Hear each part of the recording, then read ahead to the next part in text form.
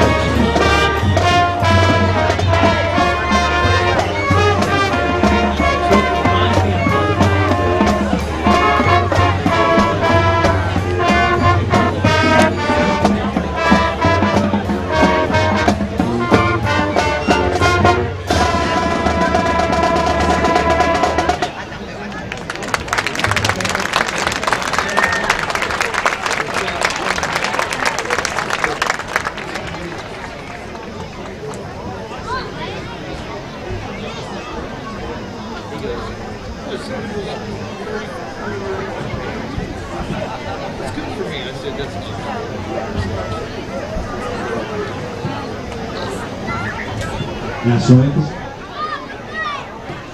At this time, we ask that all parents and players please stand and move your caps in honor of this great nation of ours with the playing of our national anthem.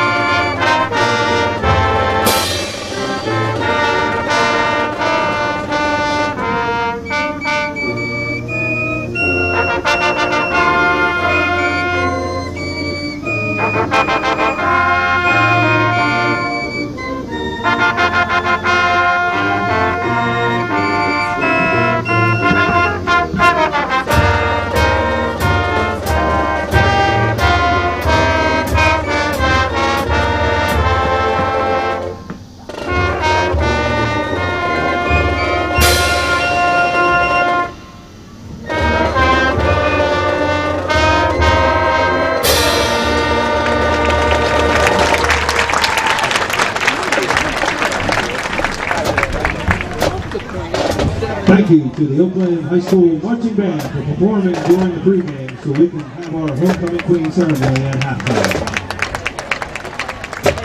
Please stick around after the game to watch the Toronto Red Knight Marching Band perform their halftime show.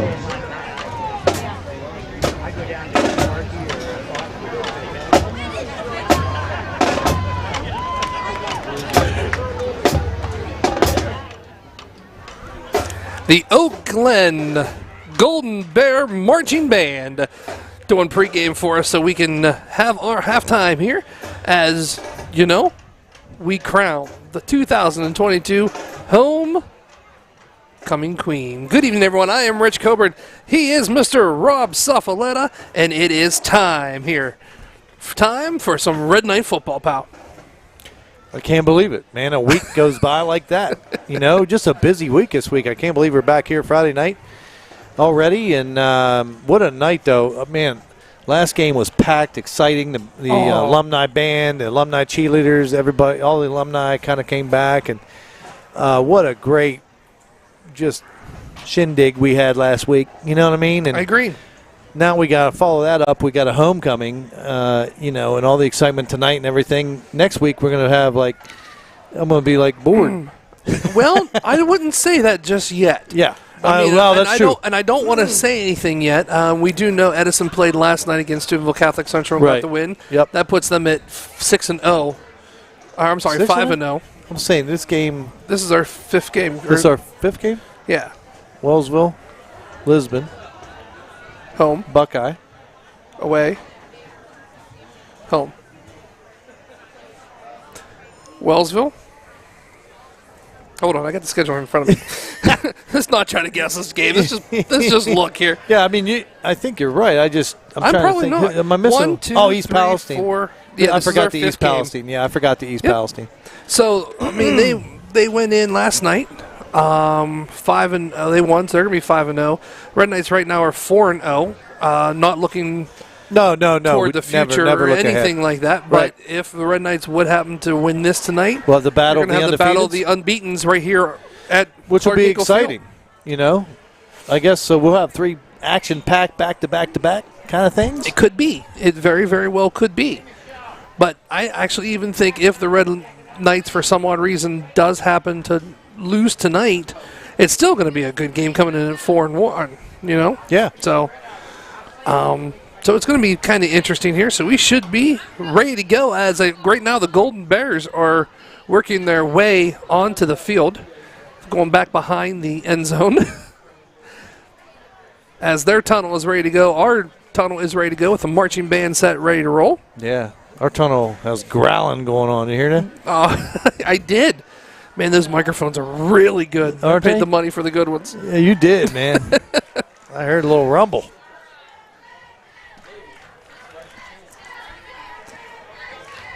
So the Bears in the back of the end zone getting ready to come on. As you can tell, there's 55 seconds left here before we start this thing. And the Golden Bears are taking the field.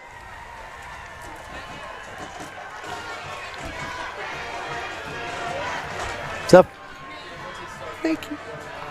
So the Golden Bears take the field.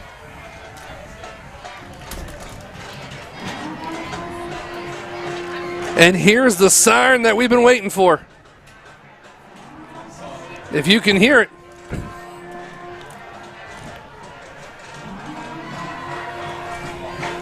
As Coach Frankie takes the run from the locker room to the sideline.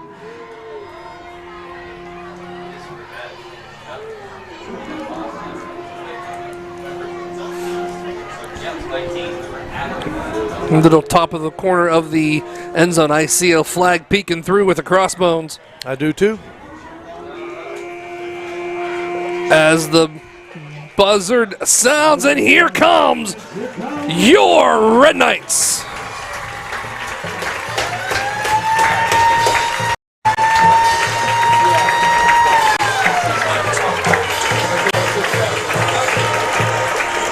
As the buzzard sounds, and here comes your Red Knights.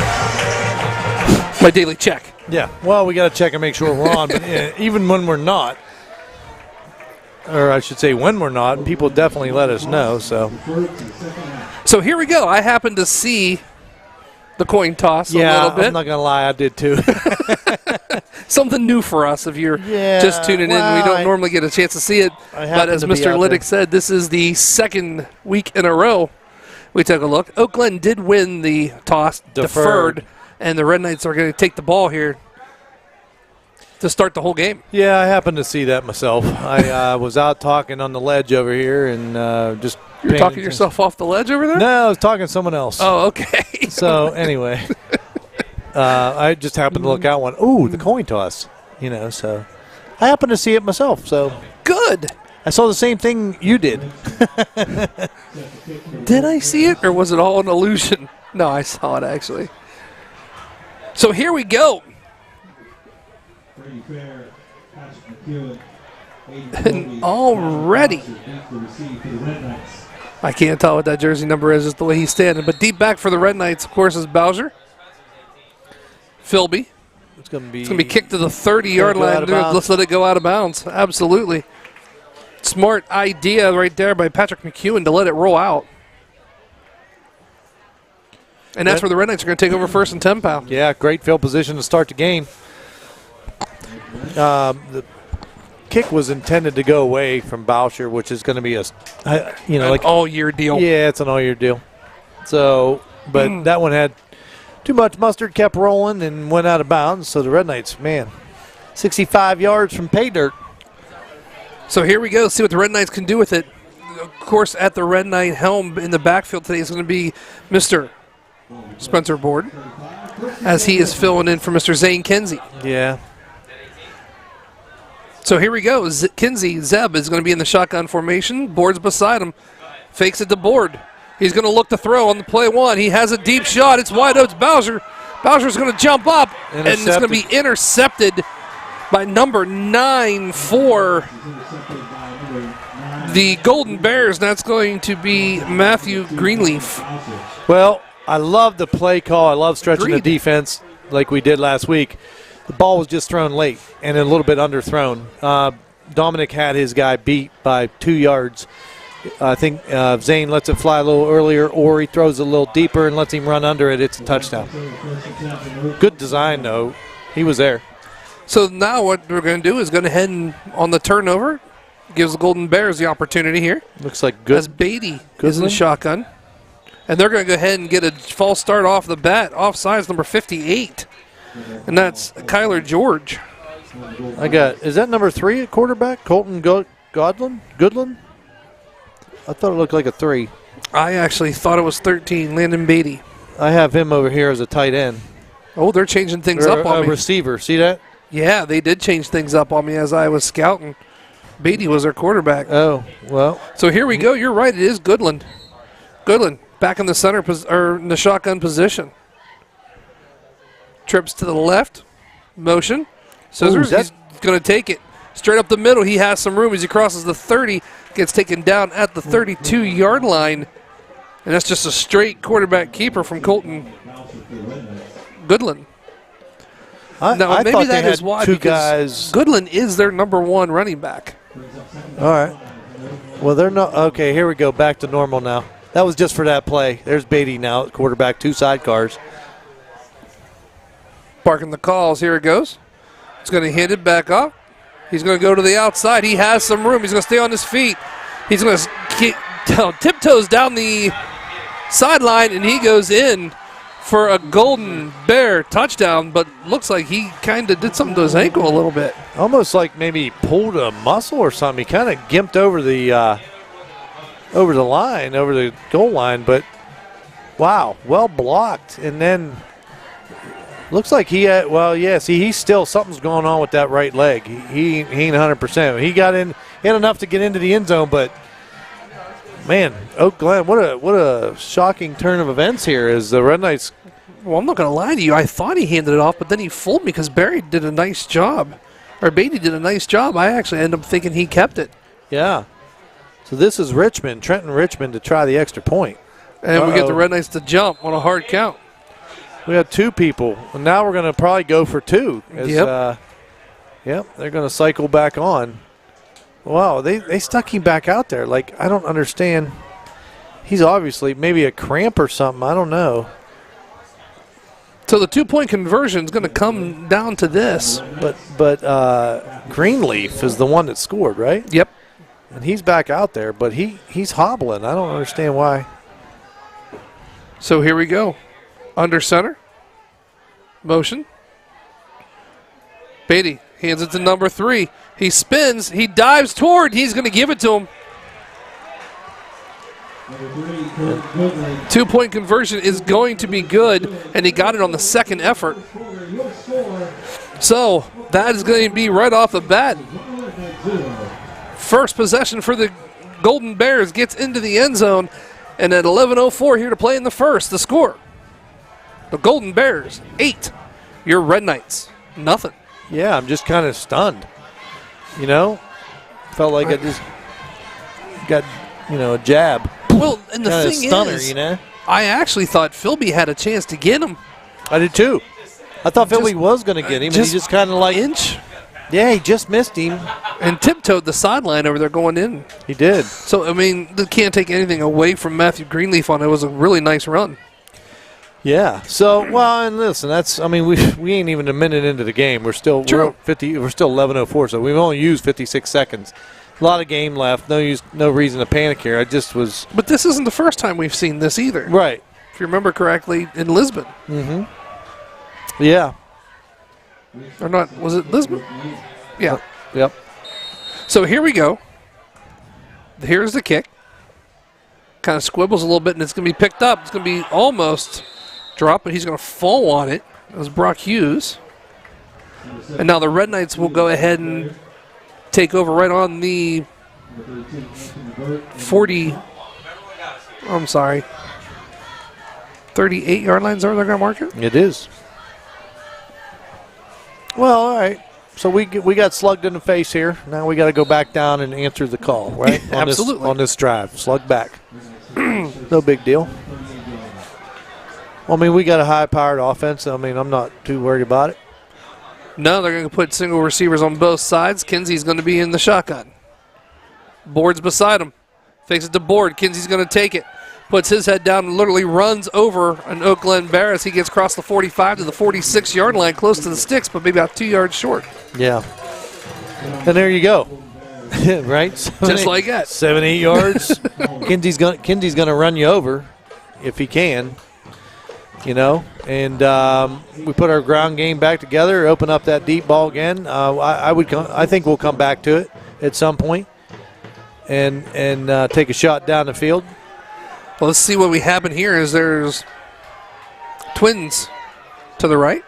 Boucher in motion. Zeb by himself. Looks, Philby's going to get it. He's going to put his head down. Crosses the sticks, bounces a little bit as he crosses to the 45 of the Golden Bears. Good enough for a Red Knight first down. Yeah, and just like that, right? Two plays moving the ball. We're into Oak Glen territory. Nice job. Good combination of run pass there. So we'll get the momentum back, grind them down a little bit. I really think we should dominate the line of scrimmage just looking at the size that we have compared to them. Well, they're going to put twins all the way out there. Well, they only got 3 down linemen, too.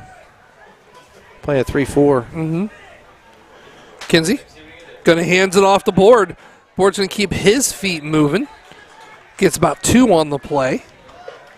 So bring up 2nd down and 8 for your Red Knights.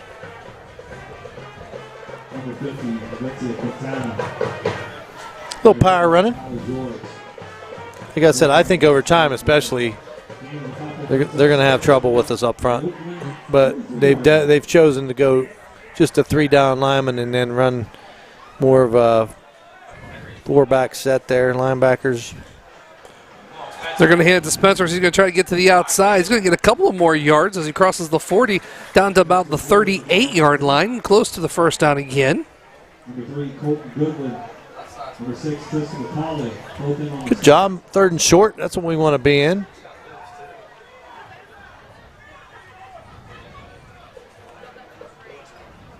I mean, we have a lot of weapons. I mean, that's going to open up the pass too, right? Agreed. Absolutely. I mean, the screen to Philby earlier was very effective. You got Dominic now on the outside, top of your screen. Boucher. So Philby's going to go into motion. Looks, hands it to Philby, going to the left side. Go to the short side, steps across the sticks and out of bounds at the 31-yard line.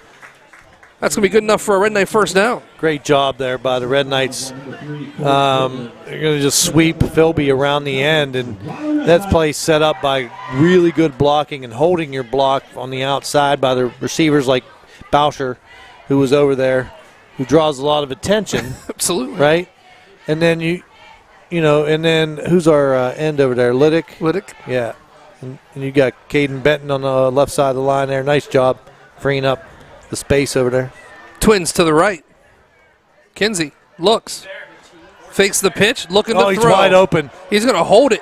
Going to keep it. We're going to get a flag. Comes down to the 10, the 15, to the 10.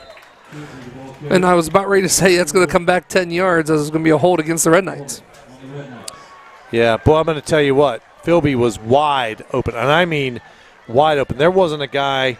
He was dead center of the field, maybe just toward the right hash, but nobody around him.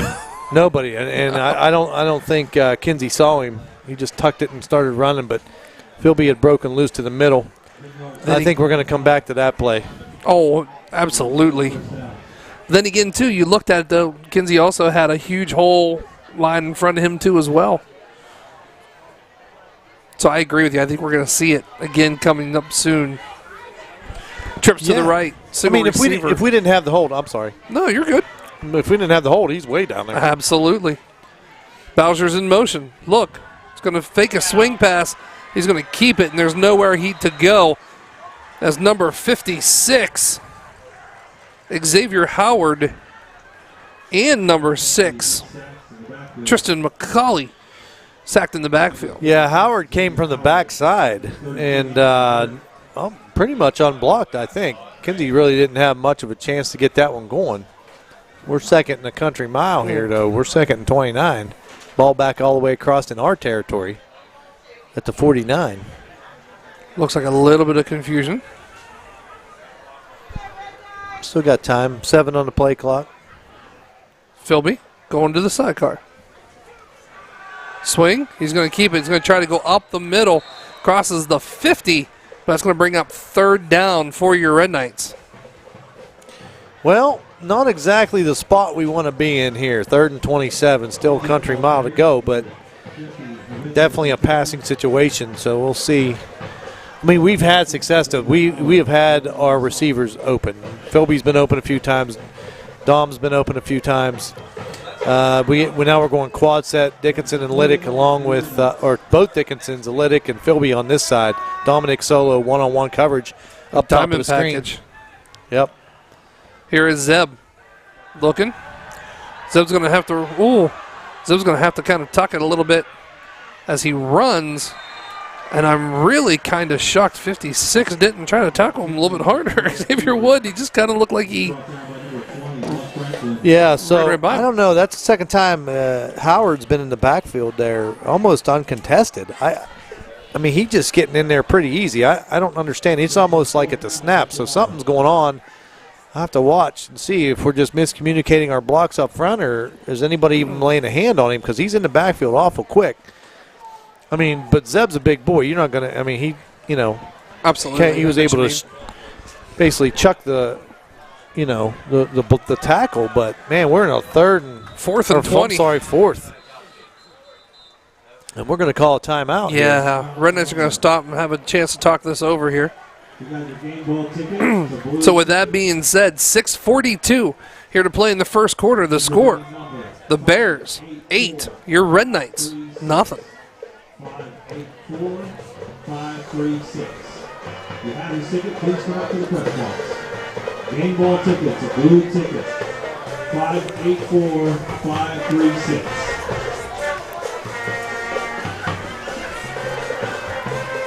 Attention everyone, a few of our Red Knight parents are currently walking around selling 50-50 tickets. I think we're going to punt. Purchase a ticket, one for $1. Try to get him, pin him down in deep. Yeah, they got Philby. There's no use giving him great field position. This is, I mean, this early. We're still in the, this early. I don't think you need to go for it here on a 4th and 20. So Philby is in there. It looks like we are going to punt and try and catch a number here. Looks like Anthony Burt is back deep for Oak Glen, standing at his 9. Philby standing at his 45. Snap, good kick. Down the right side, going to land at the 19, take a Red Knight hop. Goes out around the 10? Yeah, I'd say 15. Yep, it's exactly where they're going to mark it. Good eyes, pal. You know, I got that LASIK done. I heard. Yes, man, I can see through a wall. I can't see 3 inches in front of me, but because as they explained, they told me that would happen, though, because as you get older, your eyes go back and change, and you lose your close vision, you know what I mean? So, but right now, man, yeah, I can. You see that squirrel on a tree over there in West Virginia? I do. Because remember, I had the same thing you had. The same thing, yeah. So here we go. Bears come out. They're going to go ahead and put Beatty under center. Mullish goes in. He's going to look to throw. Rolls to the right. Throws it down. And it's Hayden picked off by Aiden Philby as he spins past the 15 to the 14-yard line, and that's where the Red Knights are going to take over.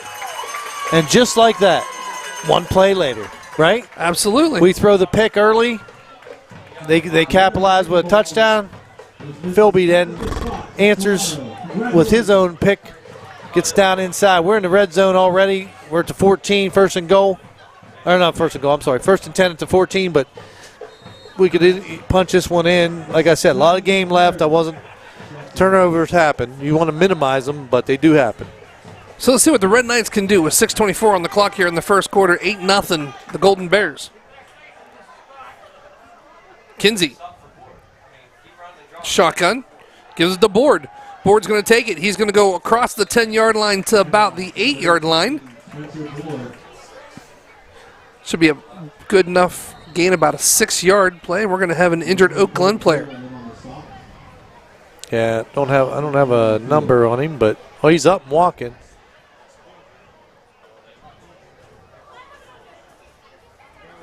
Actually, you know who that is? I think that's Xavier Howard, 56. Oh, do you? I do. It's either 56 or Aiden Philby as he spins past the 15 to the 14-yard line, and that's where the Red Knights are going to take over. And just like that. Yeah, I need to get some. Oh, man. You can say that name.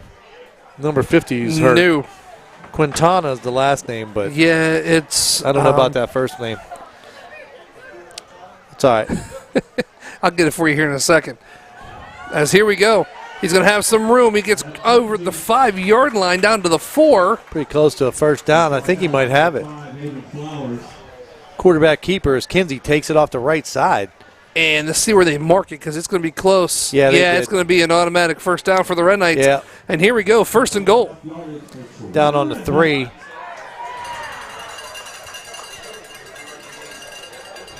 Nice pickup by Kinsey that time. Good blocking up front. So here we go. Kinsey by himself in an empty backfield. Puts Dozier in motion. Oh. Snap goes between his hands. He just does a nice thing and falls on it. But it's going to fall at the 15. So we're back to basically the original line of scrimmage. Bless you. Thank you. I tried to put the microphone up. And it's all right. I I hide paused it, or so was everybody it could okay? hear. That's what true friends do, fellas. Yeah, Kinsey, I don't know. I mean, he's had that happen a few times this year. I don't know if it's just a matter of taking your eyes off the ball, which I think it is, or a bad snap, or a combination of both, but that backs the Red Knights up. Now we're 2nd and goal from the 15.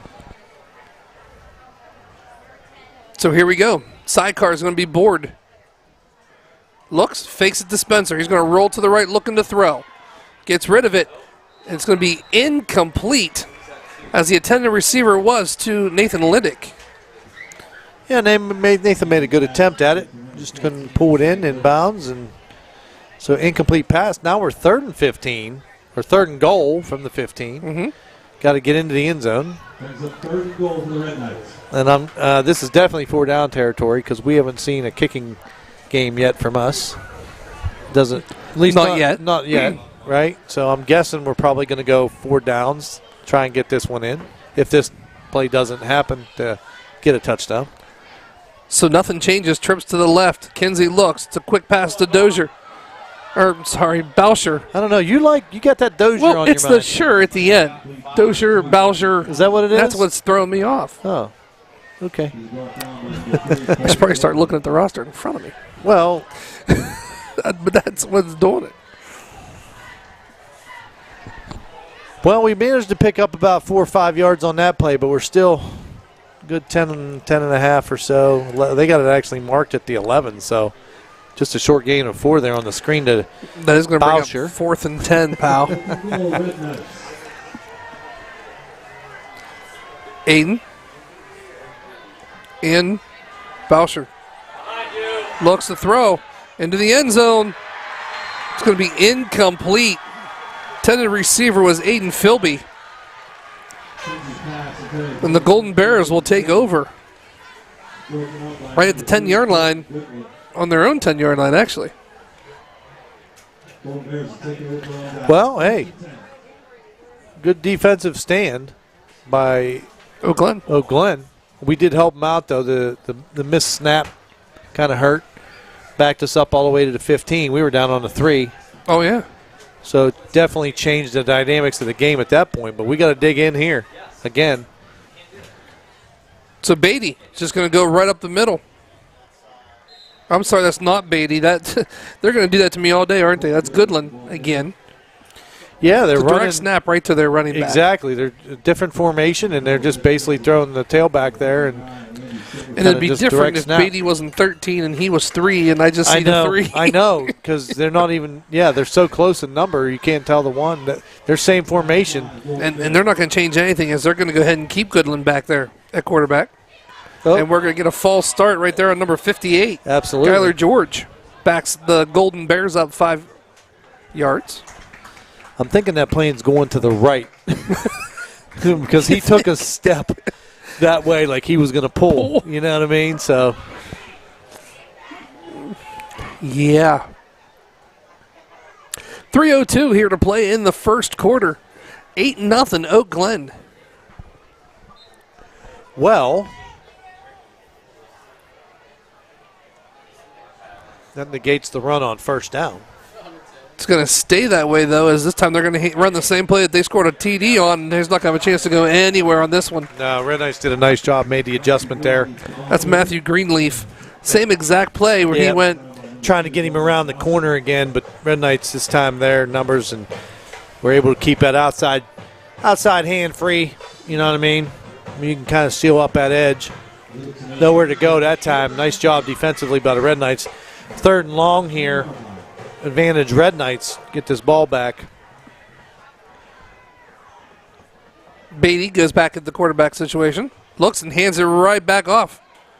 And the Red Knights did a really, really nice job. Seth Thomas, number 13 for the Red Knights, Nolan Dickinson.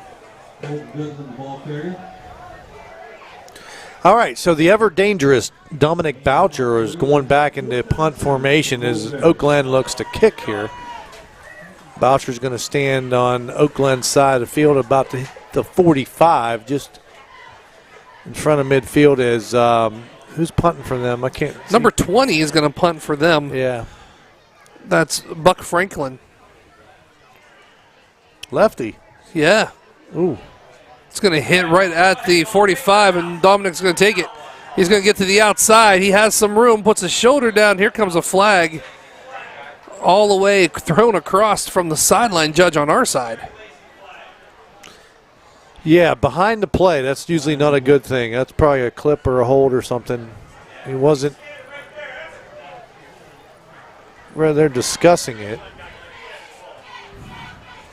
Legal block in the back. Yeah, we're going to get a legal block in the back on the Red Knights, so that's going to come all the way back, probably across midfield. That's marked from the spot of the foul, which is at about almost the 40-yard line. Now, I'll be honest with you. I was watching Dominic run. Yeah. So I wasn't really watching the backside Right. or anything. But, I mean, that flag came from all the way on our sideline. It did. It did. I mean, Walking around selling 50-50 tickets. that was a pretty interesting call from that far. You know what I mean? Yeah. So almost to midfield. I was close. Yeah, you were. So Red Knights still a short field to go. I mean, you're only half a field. Yeah, and it's going to be 1st and 10. Yeah, we'll get a fresh set of downs and settle down. Let's get this one in the end zone. So here we go. We're going to go trips to the left. Single receiver to the right. Empty backfield for Kinsey. Kinsey looks, throws. It's a short pass. Into the inside to Dickinson. Dickinson. Yeah, that's Nolan, 13, and Russ is 8. They're both out there, but that one happened to go to Nolan. Nice job. You just kind of sat there where the zone coverage was. There's a gap, and he hit him quick. So that's going to bring 2nd down and 3 for the Red Knights. Ball sitting at the 41. Same thing, trips to the left, single receiver to the right. There's a snap. Looks. He's not going to have a chance to do anything as Oak Glen was back there quickly as he gets sacked on the Red Knights' 45-yard line. Wow. That's a big sack. We got a Red Knight down. Big sack. They've been in our backfield most of this. Lot. Yeah, an awful lot this first quarter. So, and some of them untouched. Like yeah, it looks like sometimes. It looks like sometimes. That one, I maybe just numbers, miscommunication up front, but Kinsey's not had that time last few to throw. Obviously now we're with the injury timeout, we're going to have a chance to kind of make the adjustments here and go back out. But we're now in a 3rd and 15. Ball's back on our side of the field. So not sure what's going on, but make the adjustments and get the ball moving in the right direction again.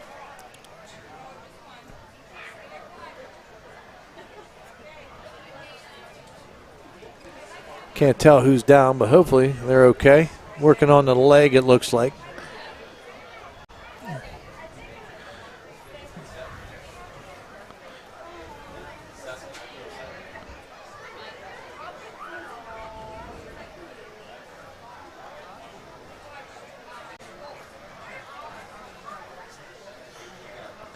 It might be Chase on. I believe it is. Because Seth Thomas is over here practicing snapping to Kinsey, so Chase On's usually the center. So we're hoping he's okay. They got him sitting up. We'll see if we can get him to his feet, and they do. Something with his leg. Okay, they're going to help him get off there.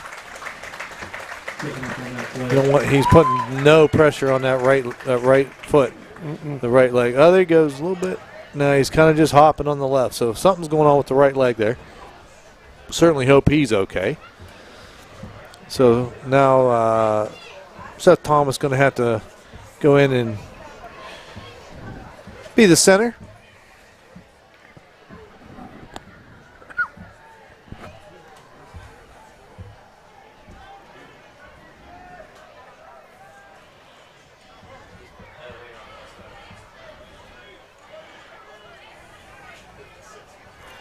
So here we go with that. Third down and 15 for the Red Knights, 23 on the clock. Bowser looks, another back into the backfield. 56. That's, guess who? Xavier Howard. I know. I mean, back-to-back plays. I don't understand. I mean, Zeb is back there, and obviously a passing situation, and they're just bringing more guys. I think they're just outnumbering us up front. We're having trouble communicating on who to block, so somebody's getting free, a couple of them. Not any time to get that off, so Brennan's going to have to punt this one away, 4th and 17. So that's going to be the end of the first quarter, pal, with their score. The Golden Bears 8, Red Knights nothing. Let's take a quick timeout. You are listening to Red Knight Football right here on the K-Night Network. For 45 years, Valley Converting has been working to recycle for our future. From confidential papers to your old pizza boxes, you can trust us to take care of all of your paper recycling needs. Locally owned and operated in Toronto, Ohio, you can recycle 6 days a week. So make some green by going green. Stop throwing your paper away and bring it to Valley Converting today. It's the VC way. And remember, Go green and recycle for our future. all right, we're back with one of the best dunkers in basketball. His name is Zach Levine. Thank you guys for having me. All right, enough with the jibber jab. Let's roll Zach's top 10 dunks. Okay. Oh, look at that. Hachi, chachi, dunky, reenie. Guys, these aren't my dunks. These are sandwiches. Welcome to our house, Zach. That's right. We live here. You live here with the sandwiches? No, I have a home and a wife and a child. I live here with the sandwiches. Try the new Dunked Ultimate Chicken Sandwich in 3 bold flavors and get half-price shakes and ice cream slushes after 8 p.m. This is how you Sonic. And welcome back here to Clark Hinkle Field as Red Knights are going to punt it away. 4th and 17, ball on their own 45-yard line. Philby gets the punt off. It's going to be taken by number 32. And telling you what, it was a nice open field tackle right there by number 15 for the Red Knights. Is that pretty fair? Mm-hmm. It looks like 13 now, I think. Well, that was Nolan Dickinson then. I'm sorry. Well, you don't have to apologize to me. It looks the same. Yeah, it does. I agree with you. Anyway, nice punt. Nice spiral by Philby. Yeah. All right, so we got him pinned back a little bit here. 1st and 10, Golden Bears in 126. So Goodland is going to be back into the shotgun formation. Looks, fakes. He's going to get the handoff, goes right up the middle. Down to about the 30-yard line. Tackled right there by number 12 for the Red Knights. That's Zeb Kinsey.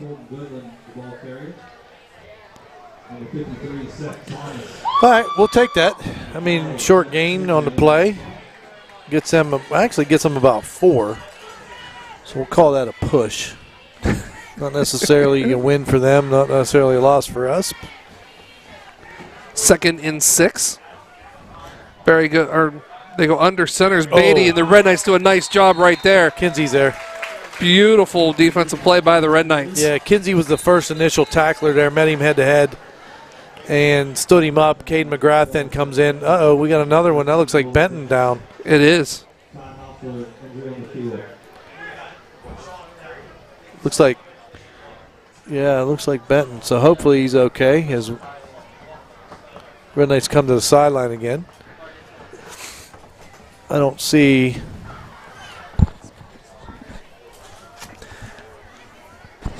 As we do this, let's go ahead and take a look at our sponsors, shall we? It is not coming up for a second. I have an idea. How about if I hit the button on my end, pal? I was going to say, they're not coming up. There you go. There it is. A very, very special thanks to Jefferson County Cable. Drawing on over 50 years of experience, they pride themselves in providing service calls, which are typically made on the same day or within 24 hours. They offer 24/7 internet and phone tech support as well, and a proud, proud partner of the K9 Network, and we truly, truly do appreciate it. J.E. Foster Funeral Homes in Toronto offers a variety of services, including funeral services, cremation services, pet services, monument sales, and also funeral planning, pre-planning. They have been serving Toronto, Smithfield, and Jefferson County for over 34 years and will continue to serve your family for many years to come. They're committed to helping families plan the celebration of life of their family members and doing so with the affordable pricing options. That's J.E. Foster Funeral Home, where their emphasis on family carries over to yours. Also, Valley Converting. Mike Biasi does wonderful things for us, pal. Yes, he does. Unbelievable. He's not just us. He's there to help anyone. The whole school, yeah. Ladies and please, with them, please help them recycle for our future. So, with that being said, we're coming back to game. 11:05 here to play in the second quarter. 8-0 Bears. As Beatty goes into the shotgun formation. Tries to get the Red Knights to jump. They don't. He's going to look. He's going to roll to the left. Red Knights are right there. He's going to break it and go right up to the middle. And Seth Thomas is going to take him down right around the 31-yard line. Well, we had him in the backfield. He was able to kind of break through and somehow managed to get out across the 30 and pick up a couple yards. But nonetheless, it brings up a punting situation. So it looks like to me that they are going to punt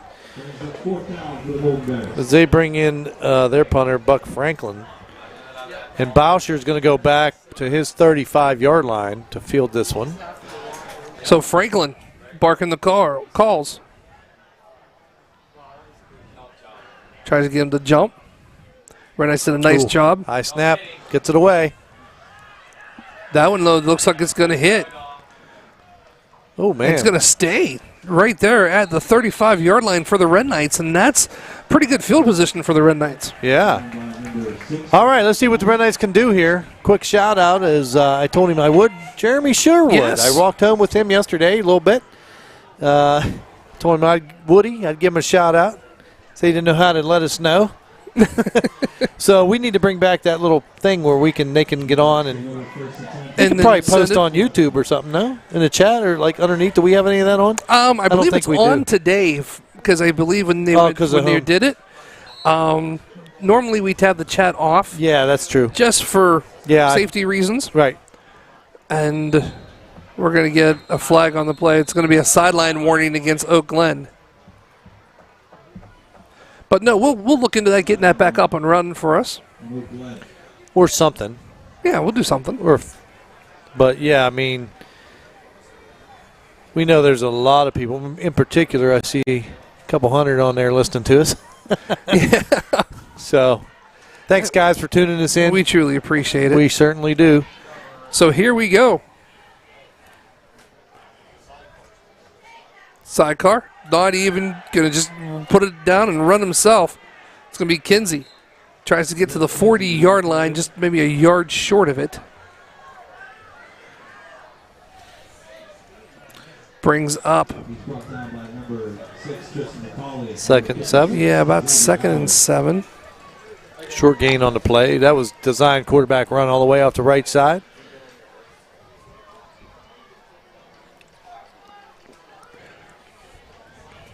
Don't go anywhere. Coming up at halftime, we crown the 2022 Homecoming Queen here at halftime.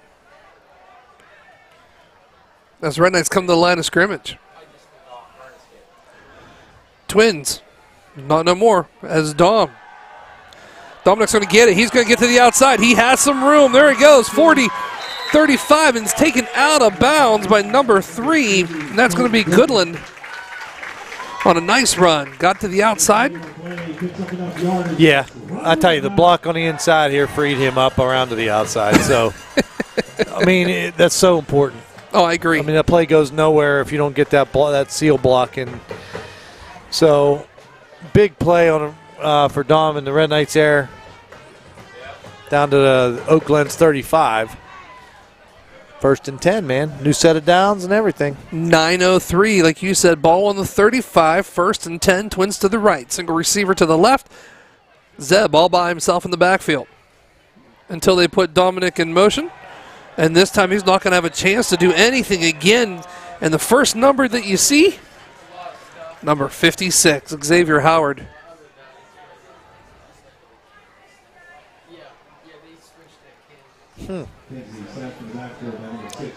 Xavier Howard. I'm sorry, Pa, I didn't mean to interrupt you. No, you're not. I'm just a junior outside linebacker.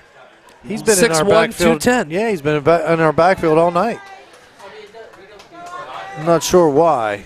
I'm going to watch a little more closely up front because I'm not used to seeing that. But that's a loss of 5. Philby motion this time. Fakes to Philby, fumble on the play. It's going to be Golden Bears ball at the 45-yard line.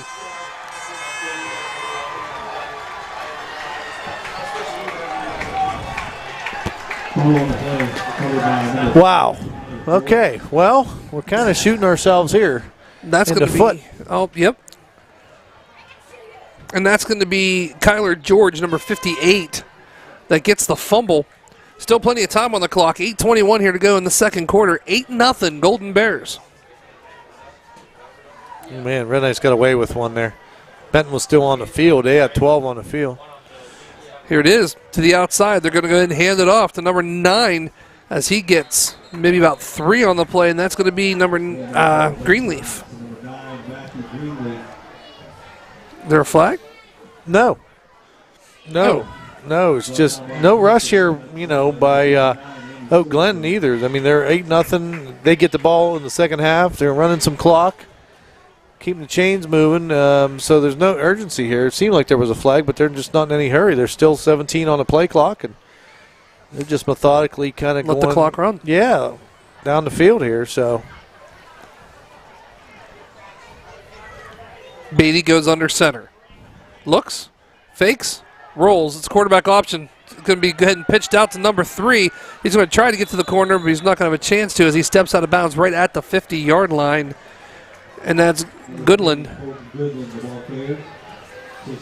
So they're moving. They're in a third medium. Red Knights got to dig in here, but we just got to quit shooting ourselves in the foot and get some things that we're good at and go back to the fundamentals and punch one in and tie this game up before halftime. I completely agree.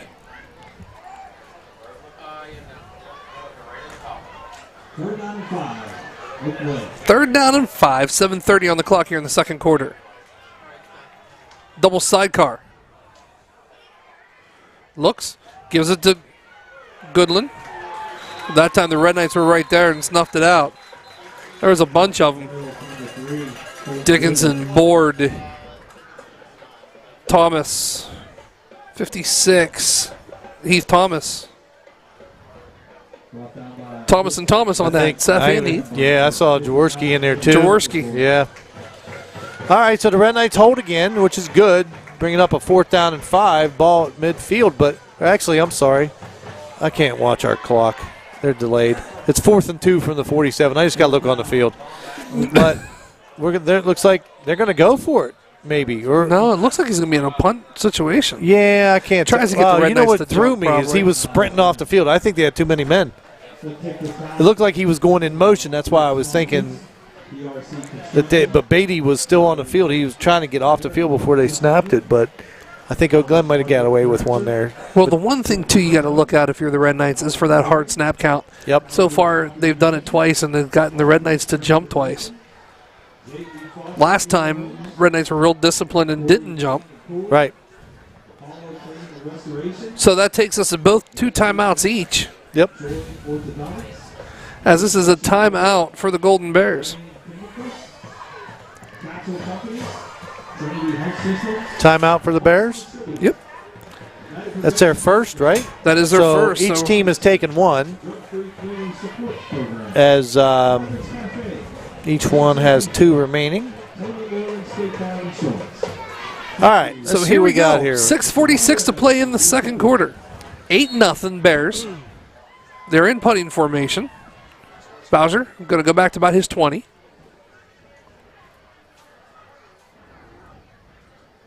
They are going to punt it away. Oh, wow. Wow, it's That's deep a boot. Drives He's going Dominic to take back. it at the 5. Yeah. Gets some room, tries to go to the outside. Looks, goes, cut it back up. Runs backwards a little bit, cross field, moves up, trying just to find room as he finally dove across the 15 to the 16, 17-yard line.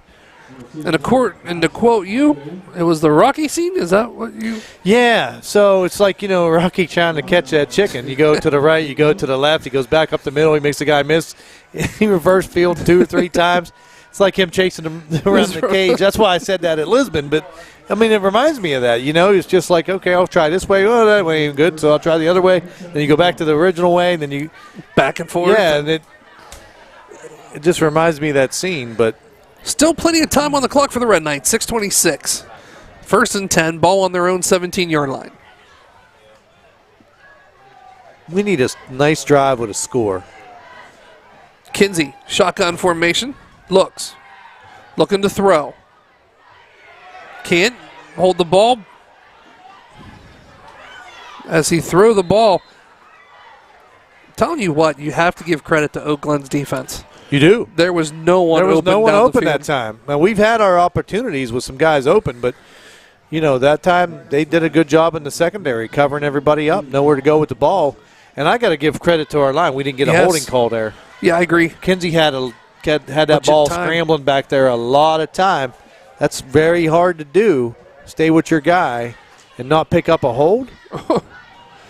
No, I completely agree with you on that.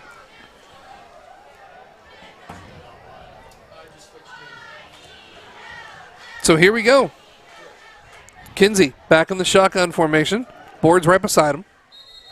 And here comes a flag as it looks like it's going to be a delay of game against the Red Knights. Yeah, 0 on the play clock. I just looked up. So, again, just a lot of miscues right now by the Red Knights. As Oak Glen still leads 8-0, man. We're about halfway through the game. We still got 6 minutes, though. There's enough time to go down, but we're going in the wrong direction. We're 2nd and 15 now.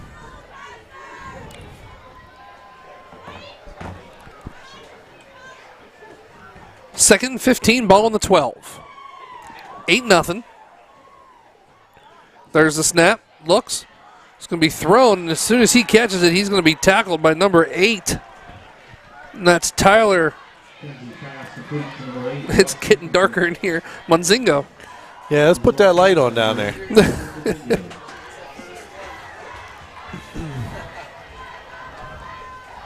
Well, again, we're trying to get the ball out in space, but that's a long throw out to the numbers.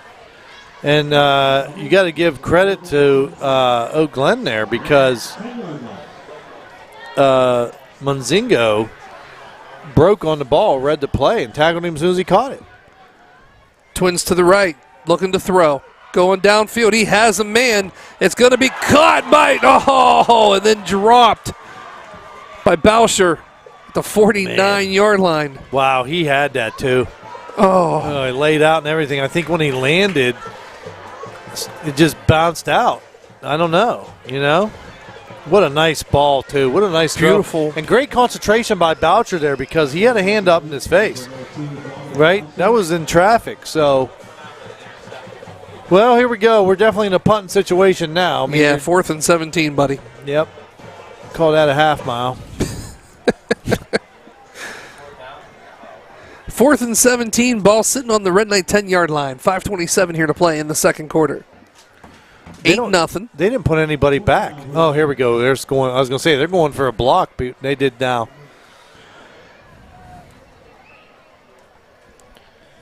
They're going to put Anthony Burt back. There's a snap. Philby kicks it away. What a beautiful I'm spiral. telling you, he lands it perfectly. Takes a nice Red Knight bounce, and it's Going to go right out of bounds at the 46-yard line, and that is where the Red Knights will, or I'm sorry, that's where Oak Glen will take over 1st and 10. Wow, what a beauty.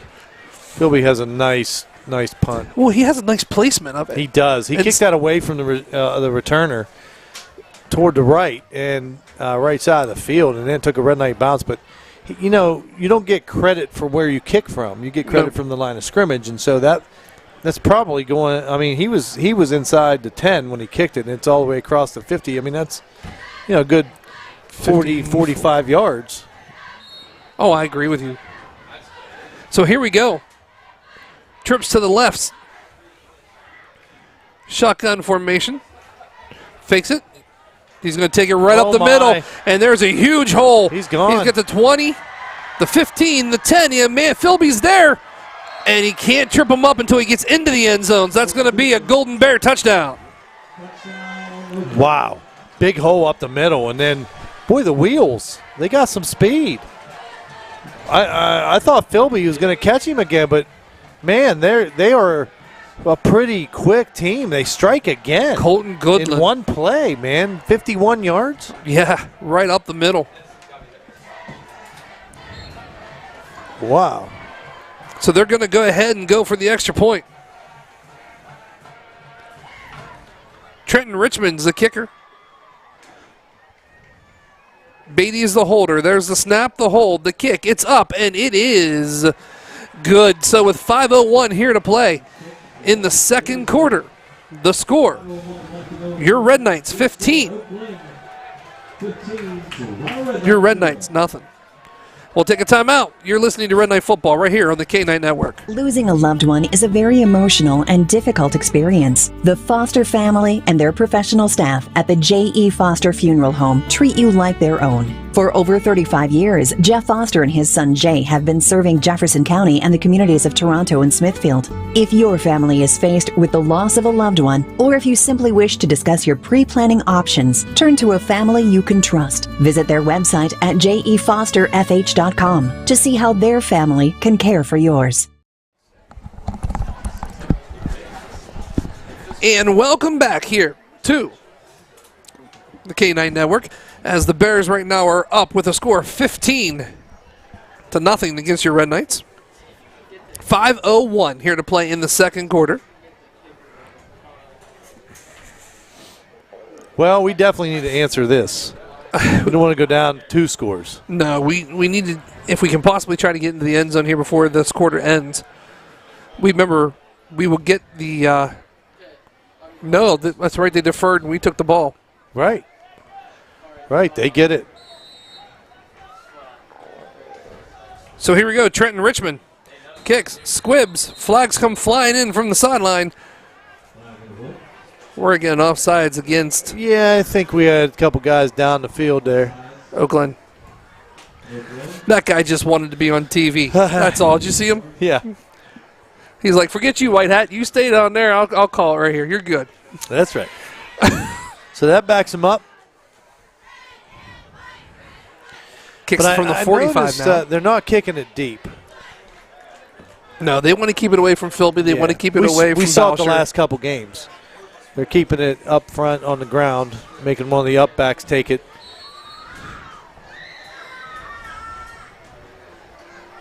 So Richmond going to re-kick.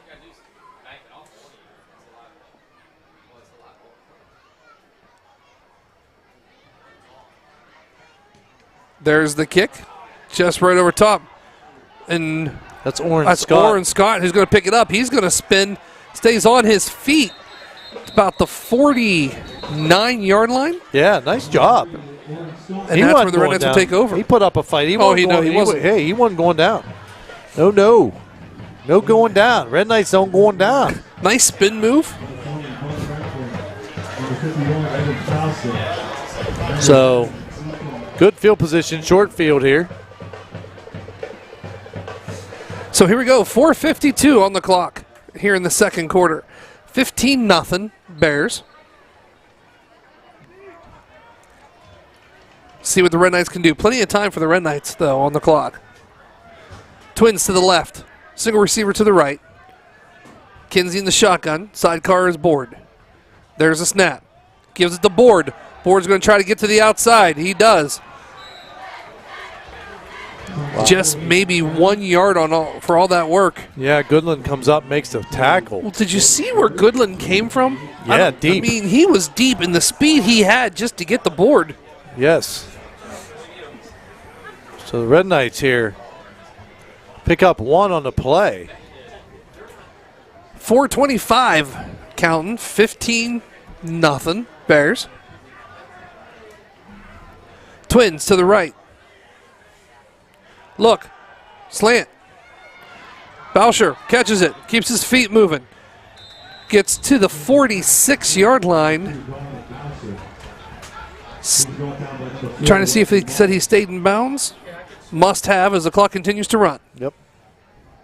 Yeah, but we're in a third and kind of short here, 3rd and 4. Long short, not really a medium. I would call it medium 5. Oh, 6, yeah. You know what I mean? Long would be 8 or 9, but definitely attainable. Well, this is 4-down territory for sure, so we got to get 4 yards here. Yeah, 10 on the play clock, and here we go. Trips to the right. Going to hand the ball off. That's found a hole. He's going to find it, keeps it going, runs it, pushes him to the side as Dominic gets close to the 35-yard line, crosses the sticks for a Red Knight first down, and a good bit more. Yeah, well, you're going to see some. I think we're going to get Dom more active here. Get the ball in our playmaker's hands. He's one. But you got to spread it out. Philby's a good receiver. You got Dickinson out there. Obviously, Kinsey's normally the tailback, but Spencer Board doing a good job. He's quick, so we got to mix it up. But Dom is one of our main guys, so we'll see. So Kinsey puts Bowser in motion. Looks, hands it off to him again. He's going to find a hole up the middle as he gets across the 35 down to about the 33. You know who Dominic reminds me of? Robert Smith. So when I was at college, when I was at Ohio State, Robert Smith came. I might have been a junior, and he came as a freshman, just highly touted. Not a powerful guy, but a slashing type runner. You know what I mean? Pick your hole, kind of long, lanky, slash in, find the gaps. You know, good balance. Puts Boucher back in motion. We're going to get a whistle blown. And someone's mouth guard's out. So it's going to be an official timeout. And they're going to Boucher. I think they're going to Boucher. That's exactly what it is. So they're going to make him come out. And so Russ Dickinson going to go in for Boucher. I don't know. They were pointing to his mouth guard. But it's dangling from his face mask. I mean, what? I don't get it. What's the thing there? Here we go, 2:19. Hands it right off the board. Board trying to find some room, and he's not going to have a chance to go anywhere as he's met pretty much at the line of scrimmage. Brings up 3rd down for the Red Knights. 3rd and 8. 2 minutes on the clock and continues to run. 30 seconds on the play clock. Yeah, I think they just gave Boucher a breather. He's going back out there now, but we're starting to run out of time here. We're down to minute 46 to go in the first half. But our biggest concern right now is we got to pick up this first down and keep the sticks going. We do have 2 timeouts left. Now we got another stoppage. Red Knights are going to take the timeout. And here we go. So it's going to be timeout, Red Knights. With 1:35 here on the clock, let's go ahead and do some more of our sponsorships.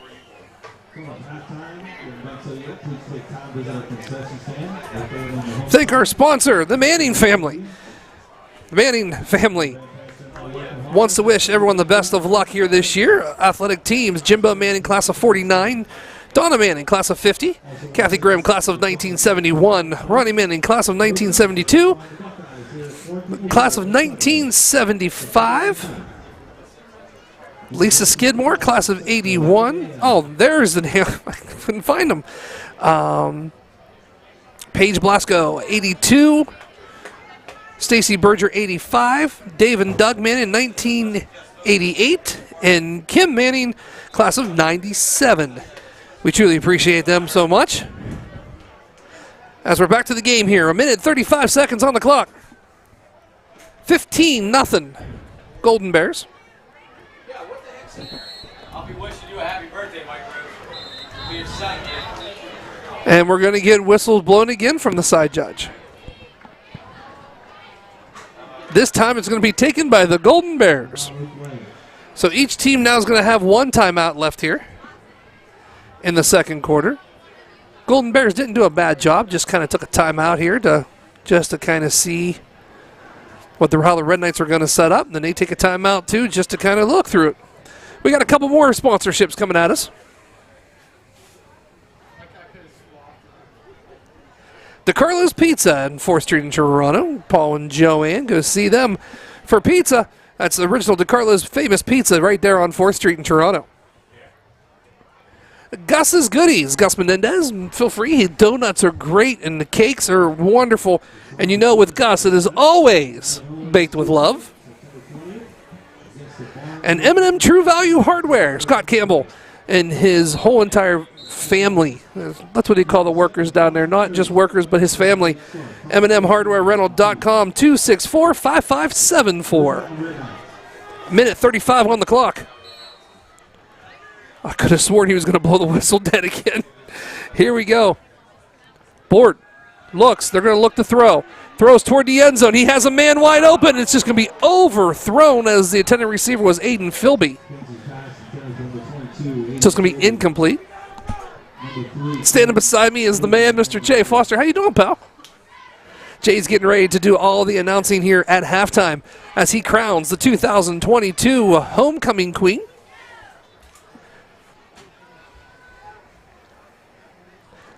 It's funny, I just saw your face there, and now I see your face here. So, it's good. 1:28 here on the clock. 4th and 8 for the Red Knights. By himself, it's going to be Kinsey. We're going to go ahead and put Dominic in motion. Kinsey looks, pump fakes it, gets some room. He has to run, throws it. He has Aiden Philby open at the 30. Philby's going to take it, has to run. And there's a flag right there for unsportsmanlike as Wesley Molish stops him and then pretty much suplexes him down at the 29-yard line. That's going to be, should be an unsportsmanlike conduct. It is going to be a personal foul against number 4, Wesley Molish.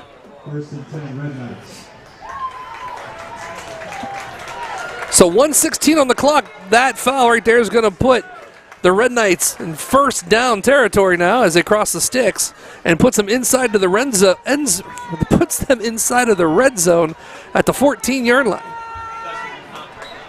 1:16 here to go in the second quarter. Twins to the right, single receiver to the left. Kinsey back there, fakes it, looks. He's going to keep it. He's going to roll to the right. Looks to throw it in the back of the end zone, and it's going to be intercepted by the Bears in the end zone for a touchback.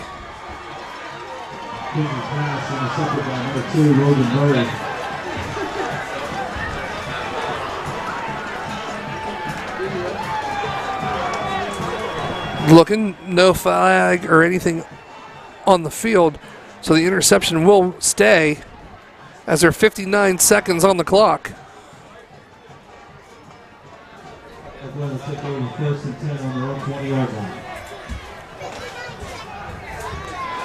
15-0 right now, Golden Bears.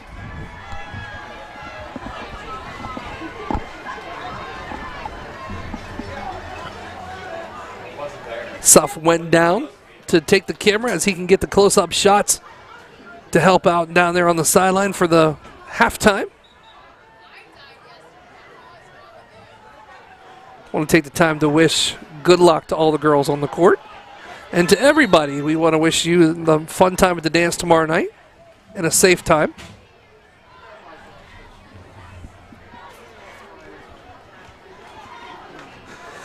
59 seconds on the clock. Golden Bears come right to the line of scrimmage. No huddle. And they're going to go ahead and take a timeout here with 59 seconds on the clock. So Oak Glen takes a timeout. Know it? We're going to take one too. You are listening to Red Knight Football right here on the K-Night Network. We will be back. Goodies, decorated cakes. We make peanut butter pies.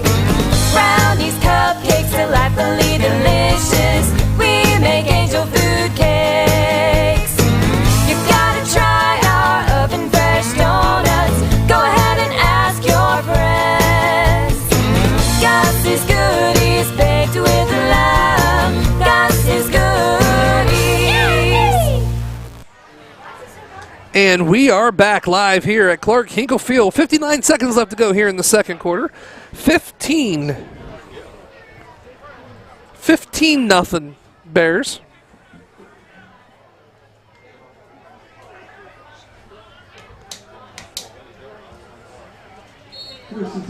So here we are. 1st and 10 for the Golden Bears. Looks, puts him in motion. He's going to hand it off. He's going to go to the left side.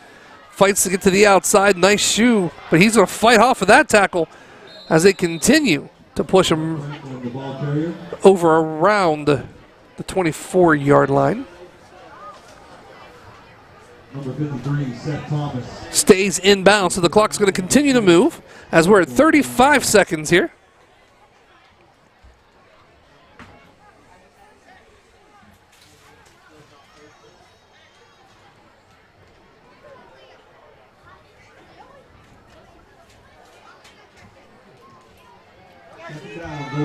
It's going to be interesting to see what happens. 16 on the clock. Looking. He's going to be keeping it right up the middle. And that is going to be Goodland. And that's going to be the last play here of the second quarter. And there is the sound. It is coming up. It's halftime as we will crown the 2022 homecoming queen right here at Clark Hinkle Field. You are listening to Red Knight Football right here on the K-Night Network. We'll be back. We're going to keep it right here because coming up, like I said, is the crowning of the 2022 homecoming queen.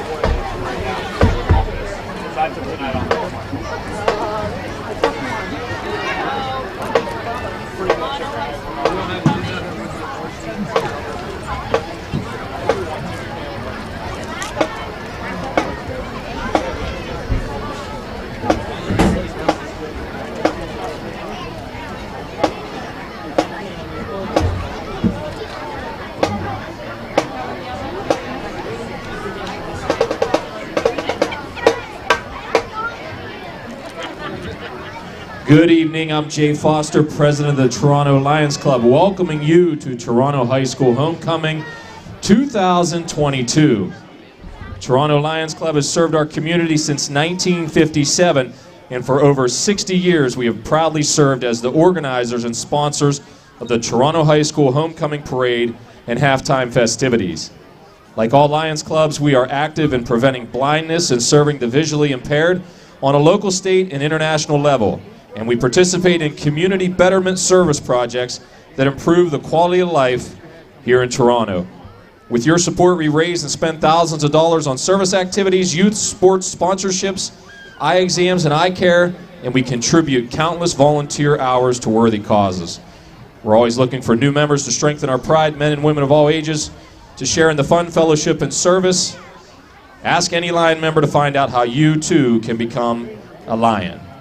Now, out on the field to provide our musical entertainment for tonight is the Pride of Toronto, the Toronto High School Red Knight Marching Band under the direction of Mr. Mike McCarthy. And now, please direct your attention to the 50-yard line as we welcome back our 2021 Homecoming Queen and introduce our 2022 Homecoming Court.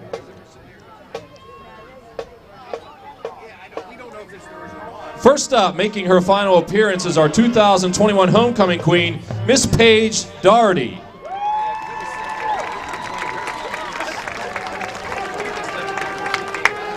Paige Alexandra Doherty is the daughter of Joy and Gary Doherty. She's a 2022 graduate of Toronto and your Homecoming Queen. She is currently majoring in nursing at Youngstown State University and will be graduating in 2026. Ladies and gentlemen, for the last time, 2021 Homecoming Queen, Paige Doherty.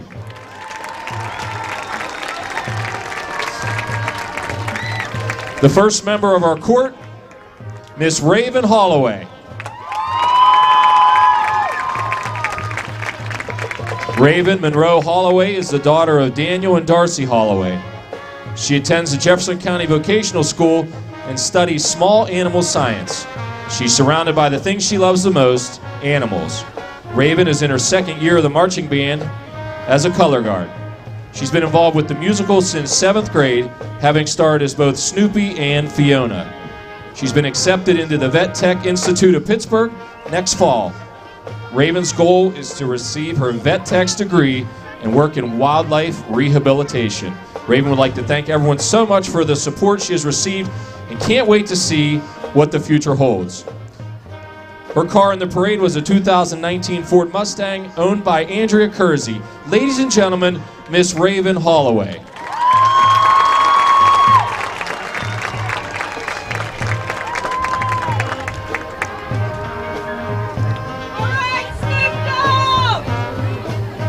Our second contestant tonight, Miss Ariana Juma.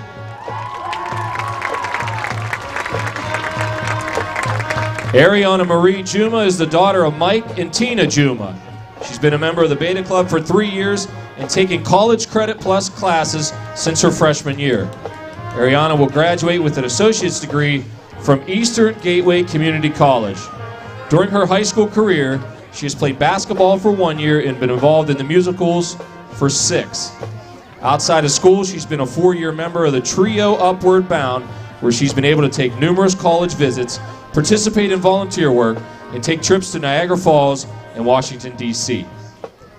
After graduation, Ariana hopes to attend Cleveland State University and hopes to obtain a bachelor's degree in sociology.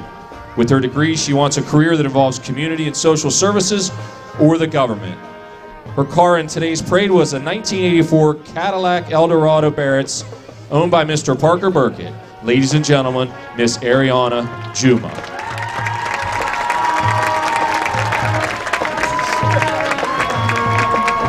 Next up is Jenna Anderson.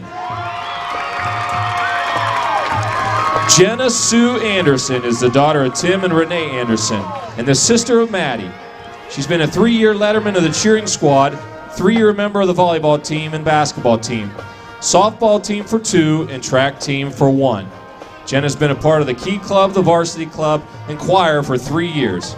She's a member of the Beta Club and the current vice president of her senior class. Jenna was selected to attend the close-up program in Washington, D.C. her junior year. She's been an active 10-year member of the Country Classics 4-H Club. Jenna is on the Double E equestrian team and has placed top 4 in Western Pleasure class in the IEA at the Quarter Horse Congress. Jenna currently holds the title of the 2022 Jefferson County Junior Miss Agriculture. She plans to attend college in the fall to major in elementary education or equine studies. Her car in the parade was a 1972 Chevelle owned by Mr. Parker Burkett. Ladies and gentlemen, Miss Jenna Anderson.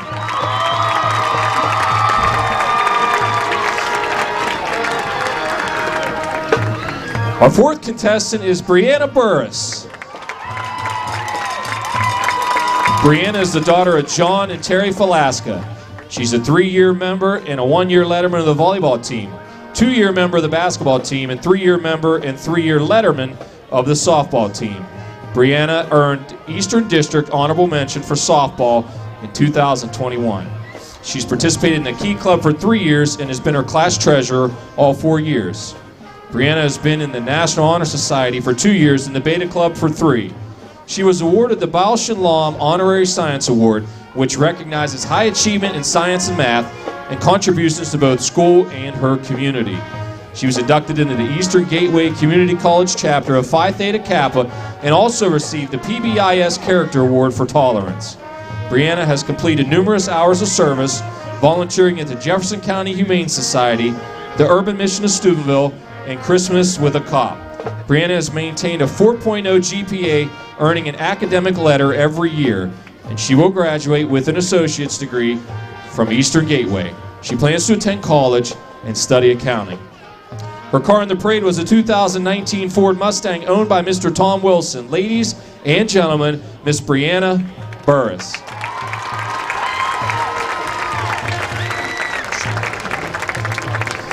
Finally, we have our 5th candidate, Miss Marin Donnelly. Marin Elizabeth Donnelly is the daughter of Bubba and Lizzie Donnelly and the sister to Bryn. She's participated in cheering and lettered all 4 years. She was a 3-year member of the competition squad, winning a Jefferson County Fair title, OVAC title, and OASSA state championship her freshman year. Marin is a 3-year basketball letterman, making 2nd team All-OVAC and special mention All-District her junior year. She still has her senior year to go. As an active member of her school and community, Marin has been a 1-year member of the National Honor Society, 4-year member and secretary for the Key Club her junior year, and 4 years on the Student Senate where she serves as president. She's a member of the St. Francis Church in Toronto, has participated in many hours of community service. Marin currently has a 3.88 GPA and will graduate 4th in her class. She's dually enrolled in Eastern Gateway Community College, and she will graduate with 70 college credits as well as an associate's degree. Marin plans to attend West Liberty University, major in speech-language pathology. Her car in today's parade was a 1998 Trans Am Pontiac owned by Mr. Scott Melville. Ladies and gentlemen, Miss Marin Donnelly.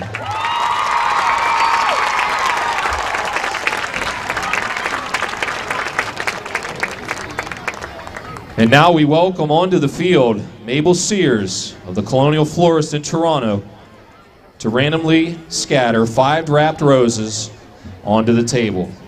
All the homecoming flowers in the parade and on the field for tonight have been provided by Mabel and the Colonial Florist. One by one, the fathers will pick their daughters' roses. Once all 5 ladies has received their roses, we'll give them the cue to unwrap. The princess with the odd-colored rose will be crowned 2022 Homecoming Queen. Gentlemen, please make your selections.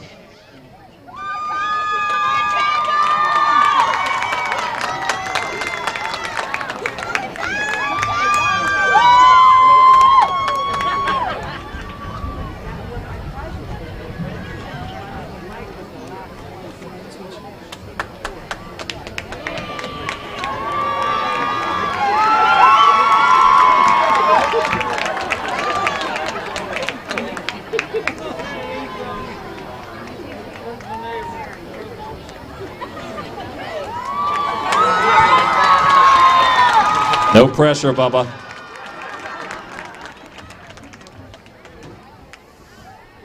Okay, ladies, unwrap your roses.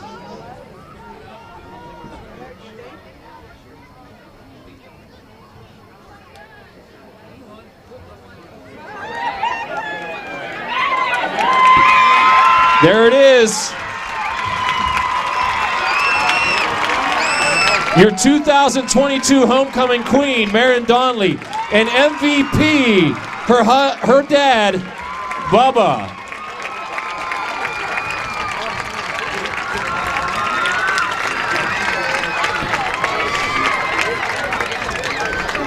She will now receive her cape, tiara, and sash from Paige, our 2021 queen.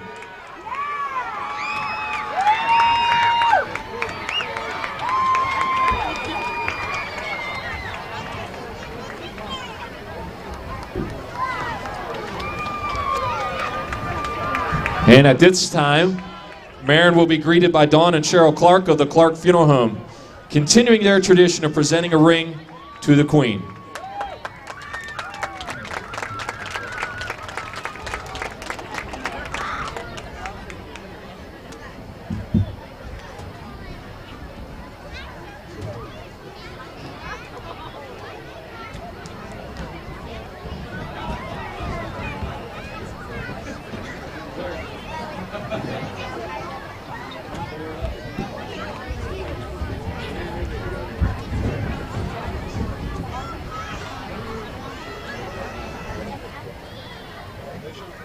At this time, if we could have, after this picture, the other four candidates join Marin at midfield for the playing of our alma mater.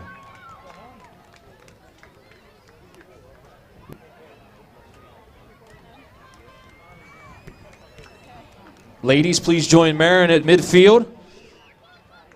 And everyone else in the stands, please stand as we honor our homecoming court and queen with the playing and singing of the Toronto High School alma mater.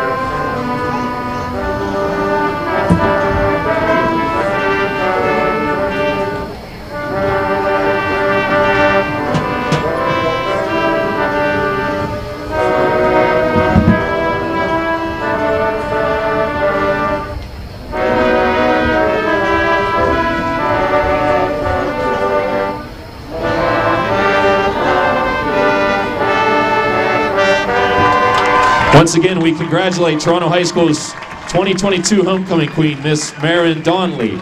On behalf of myself and all the other Lions Club members, once again, we'd like to thank our car owners, our corporate sponsors, including Margaret's Cafe, who provided our court with their meals tonight during the game, the Clark Funeral Home, Colonial Florist, and Saxon Jewelers.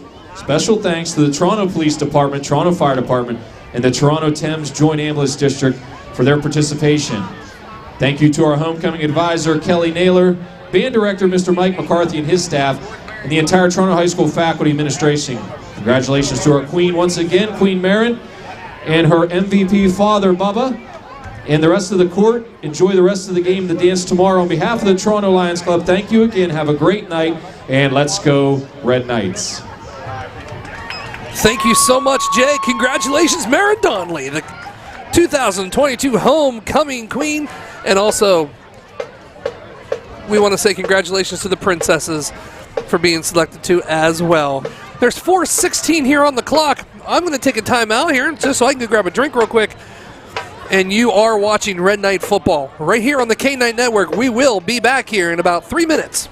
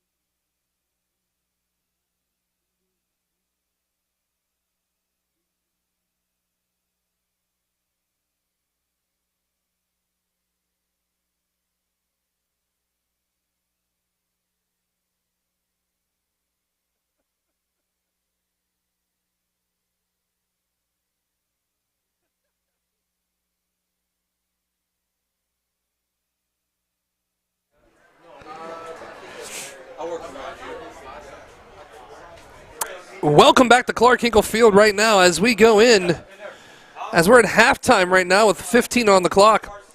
15-0 right now, Oak Glen. Let's take a look at some of the stats, shall we? For your Red Knights. Board, 5 carries for 14 yards. Zeb Kinsey, 9 carries for 15 yards. And Bauscher, 3 carries for 40 yards. So far in the air, Kinsey is 6 for 13 for 30 yards and 2 interceptions. Now for Oak Glen, on the other hand, they have 14 rushes for 162 yards and 2 TDs, and they're 0 for 1 with 1 interception. They only put it in the air for 1 time. Of course, those stats come courtesy of the gentleman to my right who make me sound smarter every day, and that is, of course, JJ Liddick and Mr. Chris Barkis. We thank you guys so much. We've become one big family here after all these years, haven't we? With Barkis and Liddick, and of course our crew of Ratley Fisher, Ty Safaletta, Noah Carafa, And it's kind of interesting. Brennan's even back for this game. It's great to have him back. He didn't miss, we put him on switcher today, and he didn't even miss a beat. Like, he hasn't even been gone, right? So it's really, really cool to have him back.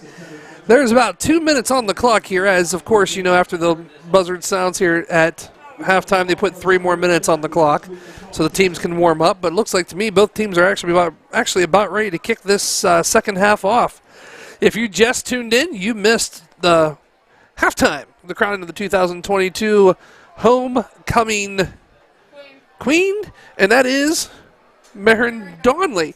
So, I was going to put her on the air for a second and just kind of give her thoughts, because a girl take on this homecoming stuff, because all of us are mostly guys, and we're like, yeah, we'll get ready in about 15 minutes. So I was just kind of interested.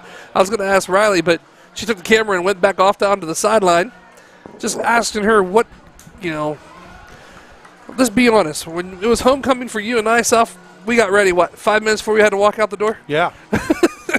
That's about it. Yeah. Yeah. What a great night, though. I mean, it's always exciting. Oh, it is. And congratulations to Marin, and really all the girls.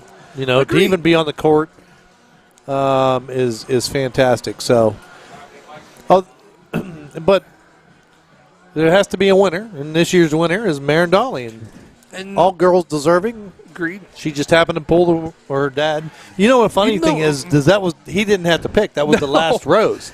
And I would want to be that situation. Me too. I don't have to worry about it. I got 3 boys. I have no, I don't know. But what I'm saying is, though, I wouldn't want to be in that situation for the fact being that if I picked the wrong one, would you get yelled at? This one, you don't have to, I like it. As here we are, 18 seconds on the clock. Both teams are on the field ready to go. I say we stop it and let's roll. But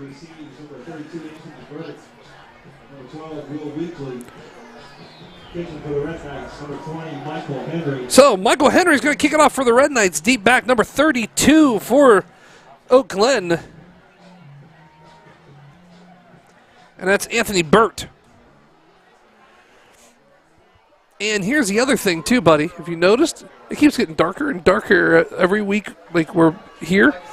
As the lights are out on the press box, it's getting kind of hard to see. Either that or I'm just getting old. I would use like a flashlight off your phone or something. Oh, yeah. Normally a nice little look off the screen here gives me light. As there's Henry's kick. It's going to take a bounce right at the 24-yard line. And here we go. He's going to go right up the middle. Keeps his feet pounding and moving until he's finally stood up at the... Oh. What we got? They blew the whistle dead as the whole entire receiving team was on the tackle on that one. But for some odd forsaken reason, he busted through it at the very, very end. So we got a 1st and 10. Yeah, 1st and 10. Ball sitting right now on the 45-yard line of the Golden Bears. Down in distance. 1st and 10.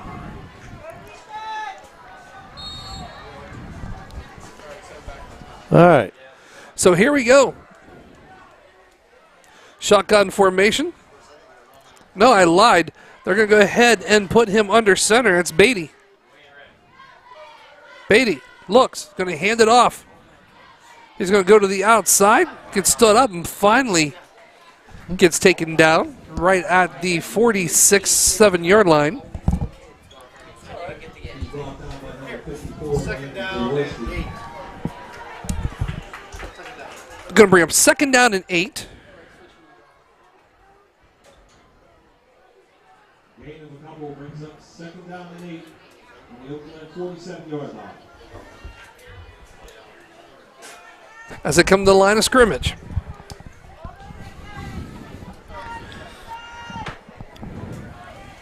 Goodland back in the shotgun.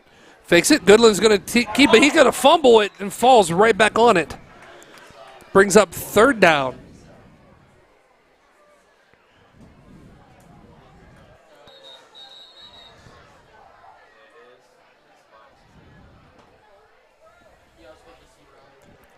Quick shout out to my man Weege, actually his granddaughter Jaylee Brown just turned 13. Happy birthday, Jaylee. Oh, yeah. My boy Eddie. Yes, I got your message, Eddie. Just now got your message. Just pal. now. Yeah, it's been weird. Hectic up here.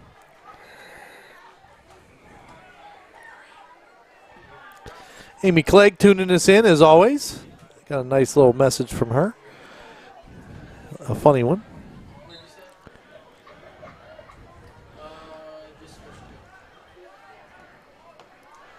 So here we go. 3rd down and about 11. 10. It's right in the middle of the area if you're looking. Beatty in the shotgun. Hard count. This time put in movement. Snaps it. He's going to snap direct snap at the 4, and the Red Knights read that beautifully on a nice hit right there by number I think that's Silverthorne. 59, Andy Silverthorne. Yeah. Silverthorne came through there hard. Boy, that was a weird play developing. You know, anytime you muff a snap or a punt or whatever, everything kind of freezes, you know what I mean? And then all of a sudden the freight train comes out of nowhere, just full speed. Then that happened to be Silverthorne that time coming through and putting a lick on him. So punting situation here as Dominic dropped back for the Red Knights, standing at the 25. There's a snap. Oh, kind of like a side kick. It was like a bullet down. Listen, that was the weirdest kick. All right, he got it away, and he's a lefty kicker, so he rolled out to that side of the field. But that ball looked like a pass. It was a spiral. It almost looked like just a hard pass over the middle. Like it never got higher than about 10, 12 feet off the ground. Like you said, it looked like a bullet. Like a bullet shot straight through. Usually those ones are like end over end and wobbly and stuff. That one looked like a pass. It was a spiral. So, I don't know, just kind of weird. But it was different. It was different. So, Red Knights need to put a drive here. So, let's see what the Red Knights do, shall we? I think that's Dickinson. Dickinson isn't at quarterback right now. Shotgun. No, it wasn't. No, I think it was, but I think it just direct snapped it right to him, as there is a flag on the field. And it went to Boucher. Well, that was weird. I'm not sure what's going on. Zeb is over here on the bench, and Jimmy, our trainer, is looking at him. I'm not sure what's going on with Zeb, but there's an Oak Glen guy down now. So we have new quarterback. We've already got our starting center sitting. He's next to Zeb on the bench down here. Zane Kinsey's out. Got hurt in the last game, so he's not even dressed. He's just, Brody Winters is out. There was a flag on the play. I don't know if they just picked it up and waved it off. I couldn't see that either. They got a guy down here. Oak Glen got a player down. Oh, I see him now. Yeah. Hey, you'll never guess who I saw, and I have to go see if I can find him. I told him to come up to the booth. We put him on the air. Former employee of Toronto, Mr. and Mrs. David and Jenna Lucci. Oh, really? Yeah, and they had their daughter here too. So they were. That's awesome. And I said, hey, I was surprised to see him. Usually once people move away, you don't really see them anymore. And I didn't think I would see those two, but it was nice to see them. I wish they would, because I haven't seen them in a while. It would have been really, really nice. Yeah, I didn't get a chance to say, hey, talk too long. I was going down the field to run that camera, but. So 9:33 here on the clock. 2nd and 15 for the Red Knights. Boucher looks it off. He's going to hand it off. He's going to fool everyone on that, except for the end right there, number 32, as he gives it to Brady Fair. Yeah. So, yeah, we got to get some mojo going, and we got a couple replacements here that, are going to have to pick up the load. So here we go. So we now have the core out, right? We have a replacement center and we have a replacement quarterback. Dickinson. And tailback. Yeah, Dickinson's barking the call. It's going to be to Bowser, as Bowser tries to turn it upfield and is unable to, as he's going to be behind the line of scrimmage. 15-0 Bears right now here with 8:35 and counting here in the third quarter. It's going to bring up third down for the Red Knights.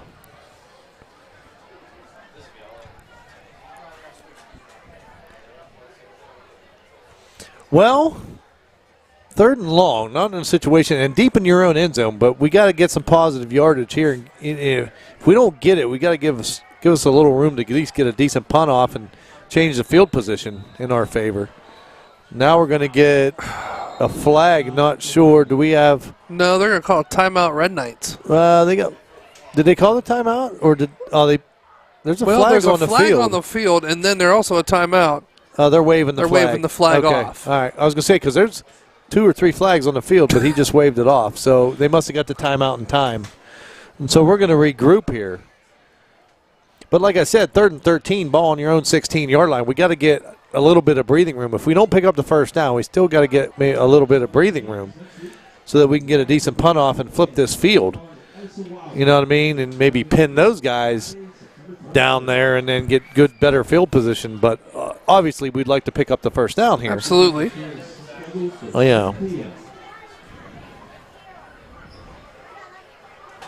And I was kind of watching. It looks like it is Dickinson barking the calls, but the direct snaps are going to Boucher. Know that? Yeah. So it kind of looks a little interesting. Because if you look, Boucher's the sidecar. And Russ is making, as you can see, he is making the calls. Now that time it snaps directly to him. Look, and he gets it off. It's going to be right into the hand. My. In and out of the hands of number 5, Aiden Flowers. Wow. For the Golden Bears. That's going to bring up fourth down for the Red Knights. That was almost a pick 6. That was close. Very, very close. And I think Russ tried to force one in there. We got away with it, but we're going to – luckily he dropped it. So now we're going to be in a punting situation as Philby will go back to punt this.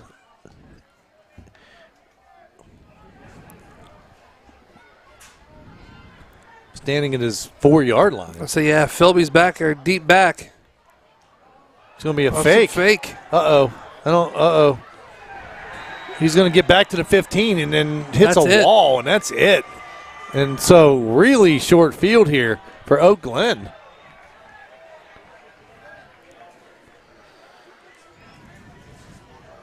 Oak Glen's going to take it at the 15. 1st and 10. That's Red Knights 15, by the way.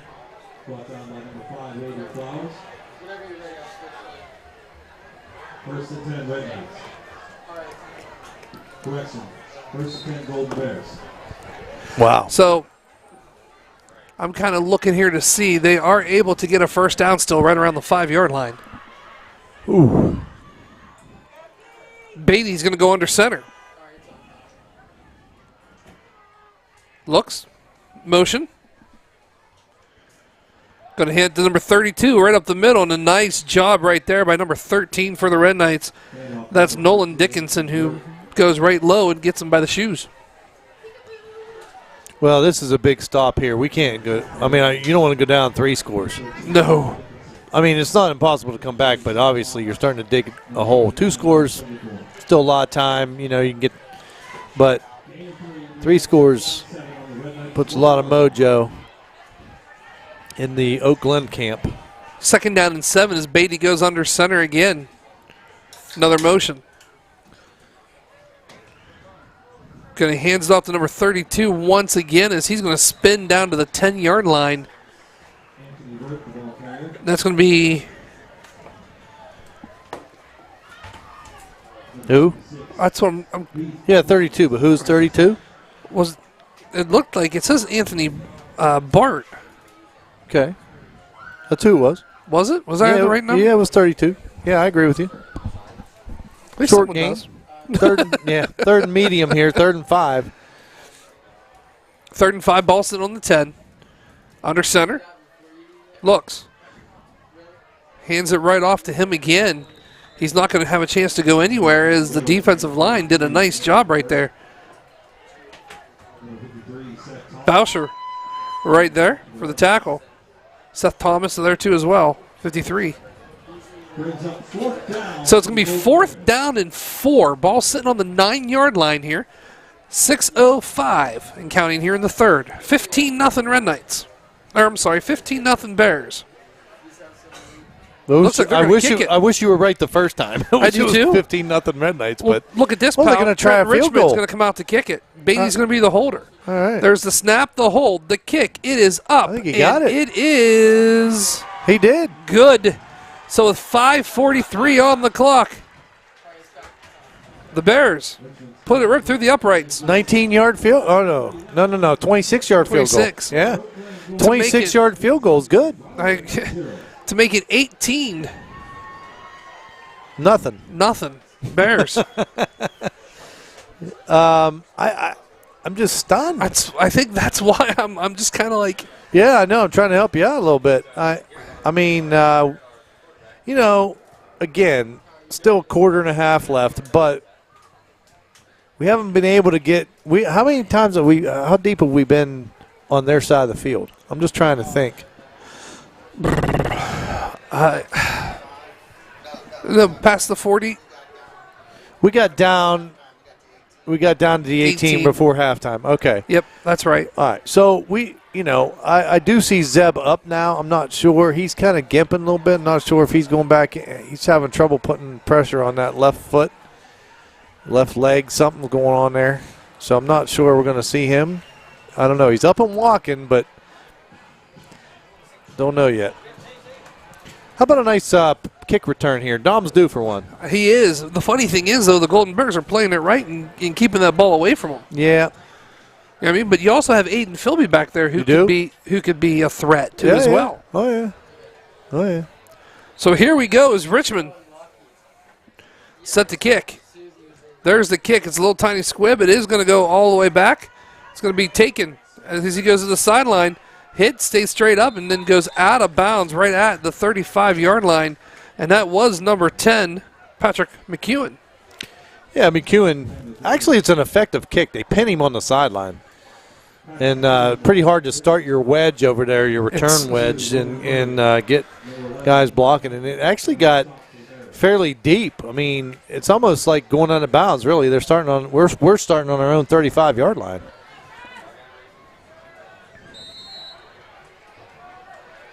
I'm going to spread them out. Twins to the right. Dickinson's still in at quarterback.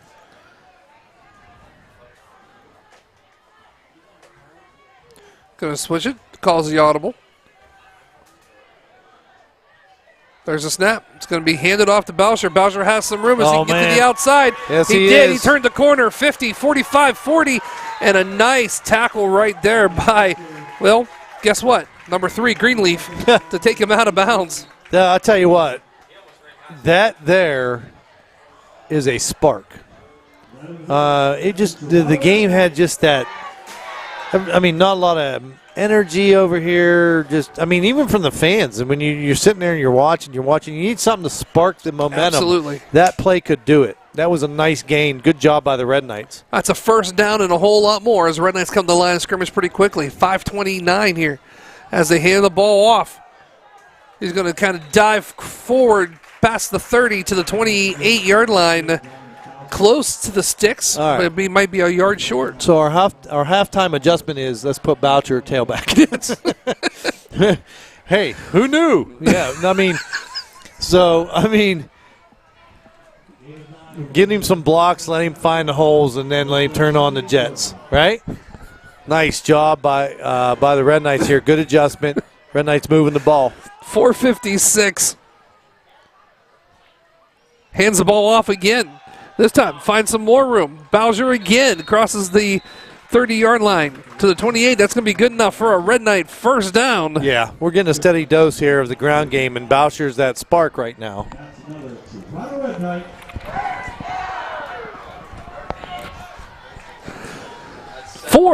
Man alive, this for some odd forsaken reason, I feel like this quarter is starting to fly now a little bit. We're down to 4:30 left to play here in the third. Yeah. So here we go. Twins to the right, single receiver to the left. Dickinson. Behind him is Boucher. Giving it to him, Boucher, and he's not going to have a chance to do anything. No. As it was a fumble and kind of a pitch. Anytime, I mean, so many of these plays are determined or based on the timing. And when you muff the snap, whether it's a low snap or it goes through your hands or knock it out, whatever, you might as well just start scrambling. You can't run the normal play because at that point, stuff has already happened. Defense is starting to penetrate. And you got to remember, you don't have your starting center into as well. Right.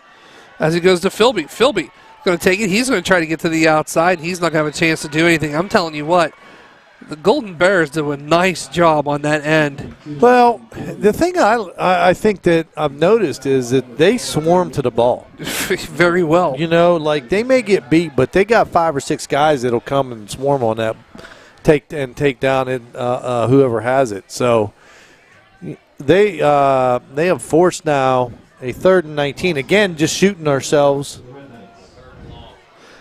3rd and long, 3rd and 19, ball on the 33-yard line. Dickinson, shotgun. Looks to throw. It's ball's thrown up. It's going to be picked off by the Bear. There's no one there. He has blockers in front of him. You might get Spencer. He's getting blocked, but oh no, the pick six. And it's going to go into the end zone for a Bears touchdown. Well, that one just chalk up to inexperience. I think Russ was trying to make something happen, and he threw it and shouldn't have. But, hey, he's trying to make a play. And unfortunately, it was picked off in return for a touchdown. And the Golden Bears go up 24-0. I was not expecting this. I got to be honest with you. Yeah, it's going to stand no flag on the play. So the score will now be 24-0 as they're going to come in and look to maybe kick the extra point. 1 or 2. Yep, they're going to do. No, they're going to kick it. I can see right now 43 Richmond has the tee out. Oh, okay. Yeah, they were huddled there. They were huddled. I couldn't see there.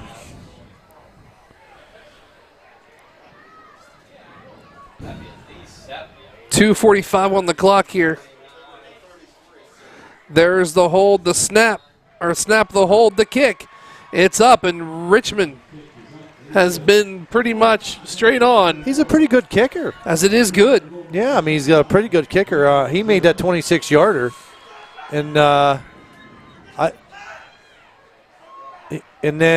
I think he had a little more leg on him. That went through the upright decent. He might be good from 35. I don't know what the range is, but he can kick. For sure he can kick. And you can tell Oak Glen feels comfortable with him, too, because on that last 4th down, they put him in. They did, and they kicked a field goal. So, wow. 25-0 here at Clark Hinkle Field. Wow, a stunner. And you can feel the life kind of just. Well, that's what I'm saying. Like, it just seems like we're deflated. We're drained. And that's our stands. It's our players. Everybody just seems. What happened? Shocked. Yeah, it's almost like a disaster happened and you're stunned and you're just.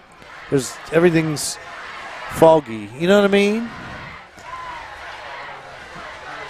I can tell one side of the fans. Oh my gosh, Oak Glen is one side of the stadium. They're over there stomping and the fans and clapping and cheering, and we're just kind of sitting. And we need some spark here.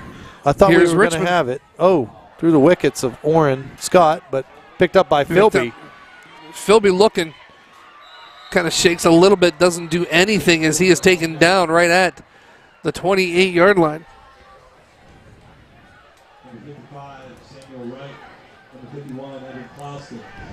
On the stop for the Golden Bears.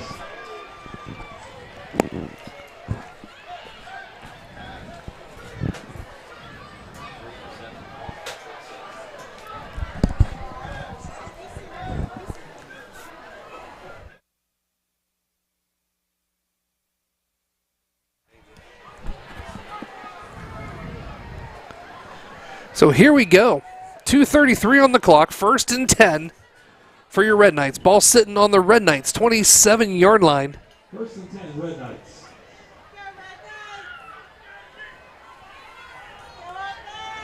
Twins to the left.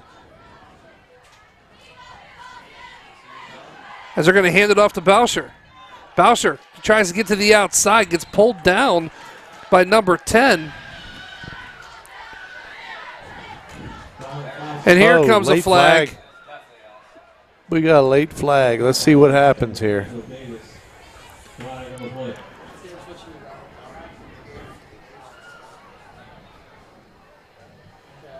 See what the call is. I don't know. Unsportsmanlike on Oak Glen. On Oak Glen. It's on Oak Glen. I'm not sure what happened, but we'll take the extra yardage. Anyway, nice play by, obviously we've had some success running the ball with Dom. We have. Well, I mean, if you eliminate the turnover, or the miscue, right, of the bad snap, I mean, that set us back 9 yards, and then we fizzle. We've done that consistently tonight. We shot ourselves in the foot. You know what I mean? When we're executing the ball, we were moving the ball. I thought we were going to score. You know what I mean? Agreed. And then a bad exchange. Something happens. Yeah, a bad exchange. We've had a few of those. And next thing you know, we're 2nd and 19. We're 3rd and 15. And then we're punting. Brock Hughes this time, buddy, is doing the quarterback. And as he is in the shotgun formation, looks, hands it to Bowser.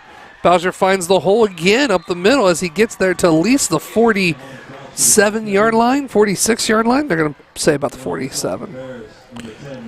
Again, positive yards, right? Absolutely. So we're seeing, this is the third quarterback we've had in there. So trying to get a little rhythm going here. And 1:36 here to play in the third. 25-0 Bears. Twins to the left. Hughes, quarterback, looks. Quick throw. He has him. It's going to be Dickinson, I believe. It is. It's Russ. And that's going to be good enough for a Red Knight first down. Boy, what a quick slant pitch and catch right there. Accurate throw. Dickinson with good hands. Turns the ball upfield.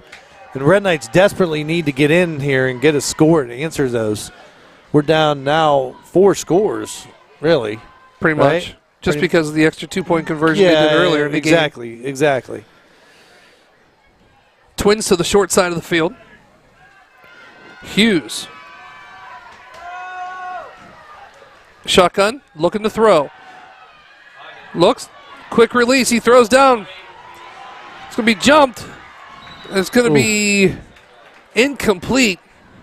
Attended for Aiden Philby. Yep. The ball was a lot of we have 2 receivers, a lot of white shirts there. Again. But guess who was there to, who almost had that interception was number 3 again. So pretty much we've been calling 3 and who's that? Goodleaf? That's good. That's Goodland. Oh, you took the 2 names and put them together. So hey, here we go. 2nd and 10. Philby in motion. Fakes to Philby and hands it off to Boucher. Nice. He's got. There's a flag. Like yawn darts coming in there. I'm going to smack the player. Yeah. Is that going to be a hold? I don't want to be premature here, but that was at the point of attack. So you would think something like a hold there. Chop block. Ooh. Against Oak Glen. Against Oak Glen. Took him low. Oh, we'll take it. How about that? So the Red Knights showing signs of life here. Don't give up, man. I mean, that's a sign of a great team, right? Absolutely. You're going to have your share of adversity. We're down 25-0. You can continue to compete, right? Do you still want it? Do you still want to go out there? You still think you can win this game? You still want to go helmet to helmet, man on man? And we are seeing the Red Knights step up right now in a sense of urgency. Well, that's going to put them into the red zone, actually deep into the red zone. That's going to put them right on the 14-yard line. That's an automatic first down. Red Knights can still get a first down.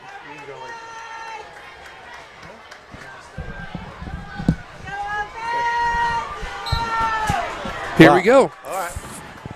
No, they're going to put it on.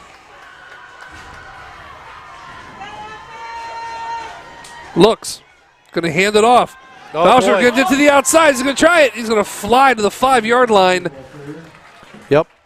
Nice run by Boucher. Well, I like the adjustment here. Boucher's been able to spit out some chunks of yards here. Now we're knocking on the door. We got to get this one in. 2nd and 1 coming up here. Still 29 seconds to go. We got to get a score this quarter and then hold, and then we're going to need a few more. But I like how we're bouncing back here. We're still battling. Boucher 11 for 92 yards. Hughes gives it. It's going to be Aiden Philby, and they're not going to have a chance to do anything as, boy, they're getting through that line pretty quick. They are. Listen, if there's any kind of miss snap, when there was another one low, he had to go down and get it and field it almost like a shortstop. It just disrupts everything. All the timing goes out the window, and so we, again, shooting ourselves in the foot as we're going to let this quarter expire. But, you know, you're 1st and goal at the 5, and now you're 1st and goal at the 10. Like, we just have too many of those right now. We need to settle down. Let's play some clean football and punch one in. I agree with you. I mean, you got 12 minutes to do it in. Can it be done? We've seen it happen before. Yeah, we've seen it. We've seen worse before.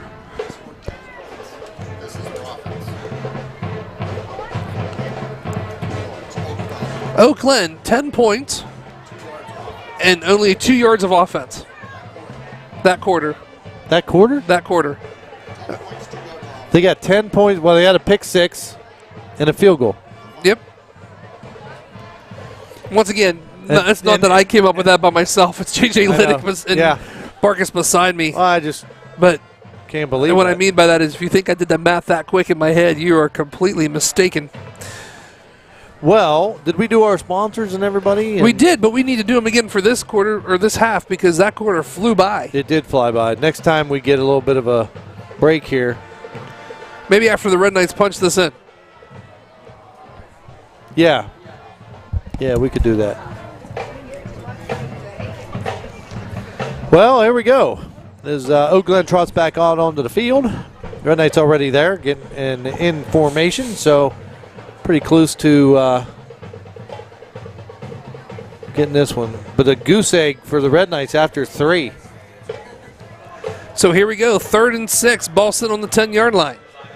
Brock Hughes at the quarterback situation. Looks, shotgun, looks to throw. Brock throws to the end zone. Oh, no, I thought he didn't. But it's going to be Dickinson as he's going to take it. Oh, and nice he's going to go in for the end zone for a Red Knight touchdown. Nolan Dickinson on a great move there at the end. That was a little shake and bake at the end there and able to scamper into the end zone. Quick hitter. It's almost like scoring in the 3rd. We're only 9 seconds in, so it's chalk that one up to almost being really absolutely the 3rd quarter. So, but here's the thing.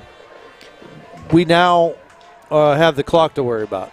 I know there's 11:51 left, but I would imagine Oak Glen going to run the ball, try to go 3. If they pick up a first down, they're going to chew up 3-4 minutes. If we got to hold them to 3 and outs, we're going to go for 2. So here we go. Hughes barks the orders. Looks, has the man open and in the end zone. Aiden Philby for the 2-point conversion. That helps. It is good. So with 11:51 here to play in the 4th quarter, the Red Knights are on the board with the score. The Bears 25, your Red Knights 8. Yeah, but man, how important was the 2-point conversion and the penalty? We jumped off sides and they switched to a 2-point, right? Yep. And so now instead of having 24, because if we score 2 more times and go for 2 points and get them, we would be tied. But now they have 25, not 24, so we would still be down 1. So we're still 3 scores. Absolutely. Right? Absolutely. It can be done. We gotta dig in here and force. But listen, based on the stats, they had 2 yards in the 3rd quarter. Yeah. I mean, our defense is. I mean, you would think we keep stepping up like this that we're going to get this ball back with a lot of time, and then we need to score quickly because we got to get it 2 more times. You know. Agreed. But that was a nice little spark that the Red Knight fans needed to as well. Absolutely.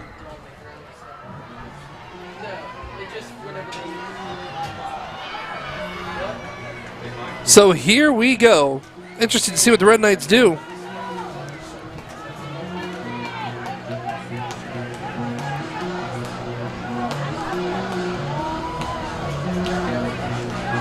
42 yards of offense for Oak Glen, huh?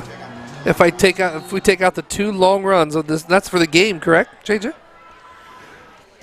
As the kick goes up, it's going to go into the hands of number 5. He finds a hole. He's going to get to the outside, but he's going to, thank goodness, as the Red Knights had to make him turn it back upfield, and he ran into a bunch of Red Knights right there. As JJ gave me another piece of paper, he says, I mentioned it quickly, but he says if you take out the 2 long runs that Oak Glen has had, Oak Glen has only had 42 yards of offense. Wow, total. Unbelievable. That was Flowers on the return for Oak Glen, who gets the ball into Red Knight territory. And again, good field position for Oak Glen, but the Red Knight defense needs to step up. We got to force a 3 and out and get the ball back as quick as we can. So here we go as Beatty's going to go under center for the Bears. Flowers in motion. Going to hand it off. 32, and the Red Knights do a nice job stopping that up front. That's going to be a loss of 1 on the play. Anthony Burt. Yeah. Like I said, I think the touchdown has definitely energized the Red Knights here. I mean, there's nowhere to go there.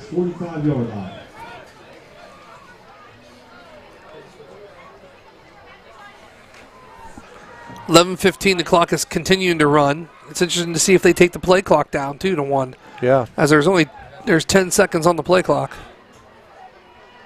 He's looking at the play clock. I can tell by he's looking. As Beatty goes under center, they snap it with 3 seconds. Hands it off. As he gets maybe back to the original line of scrimmage and is taken down by the Red Knights. Yeah, Seth Thomas came across from linebacker and put a lick on him, and he's still down. So that'll stop the clock. It looks like there's an injured player on the field. Yeah. I do have to give a shout out to my man Moose. He was texting me. Oh, very cool. He is down in Hilton Head. I'm guessing the Harvalax are probably listening to us out in Vegas. I bet you too as well.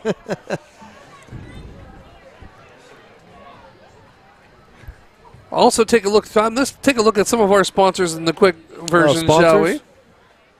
Yeah, quick version. So here we go. Can't do this without these guys. Jefferson County Cable.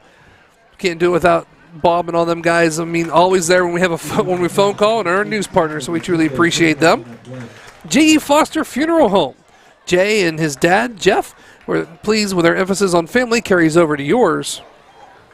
Valley Converting, Mike Biasi and all them, please help them recycle for our future. DeCarlo's Pizza on 4th Street in Toronto. Go see Paul and Joanne Barnes. They truly appreciate it. Gus's Goodies over there for donuts and more, because with Gus, it is always baked with love. We'll get the rest here in a minute. And M&M True Value Hardware in Steubenville. We appreciate you guys, Scott and his whole entire crew over there. And the Manning family. Yep. We'll come back to them. As they're going to go ahead and look to throw as Beatty goes down, has a man wide open. It's going to be caught. He's going to continue his feet, push people out of the way, and gets down to the 15-yard line. Is taken out of bounds at the 12. Well, that was a good play call. Go ahead and put that last one up again, Noah. The Manning family was, because that's a list there. We'd like to thank them. They've been super supportive. Absolutely. For the past 11 years we've been doing this, been listening all the time. They want to wish the best athletic teams the best of luck this year. As Jimbo Manning 49, Donna Manning 50, Kathy Grimm 71, Ronnie Manning 72, Bo Manning 75. I will finish this here in just 1 second. As Beatty's under center, flag's going to be thrown, and we're going to get legal substitution against the Golden Bears. They got 12. 1, 2, 3, 4, 5, One 6, just 7, ran 8, off the 9, 10, field. 11. Oh, he did? Yep. They had 12 guys on the field. Lisa Skidmore, class of 81. Paige Blasco, 82. Lori Brandon, 84. Stacy Berger, class of 85. Doug and Dave Manning, class of 88. And Kim Manning, class of 97. I got to go 88, man. That's me, baby. It's all you. Oh, yeah. And Chris Marcus was 8 years old. So here we go. First down at 15, ball on the 19-yard line. I won't say me.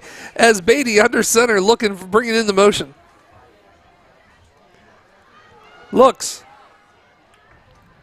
And Red Knights do a really nice job stopping him. Did Barkas say he was 8? Yeah, I think He's so. the same. That's exactly right. I forgot him and I are the same age. Wow. Well, the first down hurts a little bit. I'll tell you what, the Red Knights have bottled up the run. I mean, They have. They just have. So I actually give them credit because Oak Glen came out of the injury time out there and had a nice little play action pass, and he was wide open. Beatty under center. They don't really change much formation except they're going to hand it off down to number 8. And once again, the Red Knights do a really, really nice job. The problem is the clock is not on the Red Knights' side right now. Number 54, Landon Jaworski. Number 59, Andy Silverthorne in on the stop.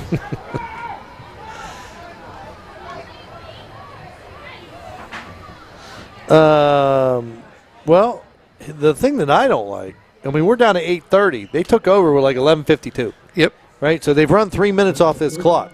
We're down 3 scores. Even if we stop them and they effectively take 4 minutes off this clock, we're hurting. Fumble on the play, and Beatty's just going to fall on it. We almost got a break there. Well, here's the deal, though. That's going to bring up 4th down. So will we see Richardson? Maybe. I don't know how strong his leg is. Well, there's a flag. Well, hold on. Maybe not.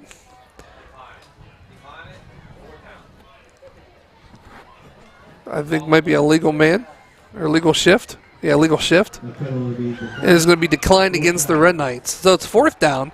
But I was just wondering, do you try your kicker here? Do you see what he can do? I mean, what does it hurt? That's what I was thinking. But it looks like they're going to go for it. I don't think the kicker is out there. I didn't see him come out. Did you? I didn't see Richmond come out, no. I didn't either. So let's see what we got going here. 4th and 18, which is a pretty smart idea. Well, either way here. Beatty under center. Looks to throw. The ball gets thrown. It's going to be incomplete. No flag on the play. Well, that's an aggressive call, and almost worked out. I mean, really, you take a shot at the end zone. It's actually a pretty good call. I agree. You take a shot at the end zone. If it's intercepting the end zone, it comes back out to where you were anyway. It doesn't matter. Right? It doesn't matter. And if you happen to complete it, you're up another score. Then again, though, I was looking at the field goal side of things. Yeah. If you kick the field goal and it goes in, it's 3 points on the board. If you miss it, it's in the same exact location too as well.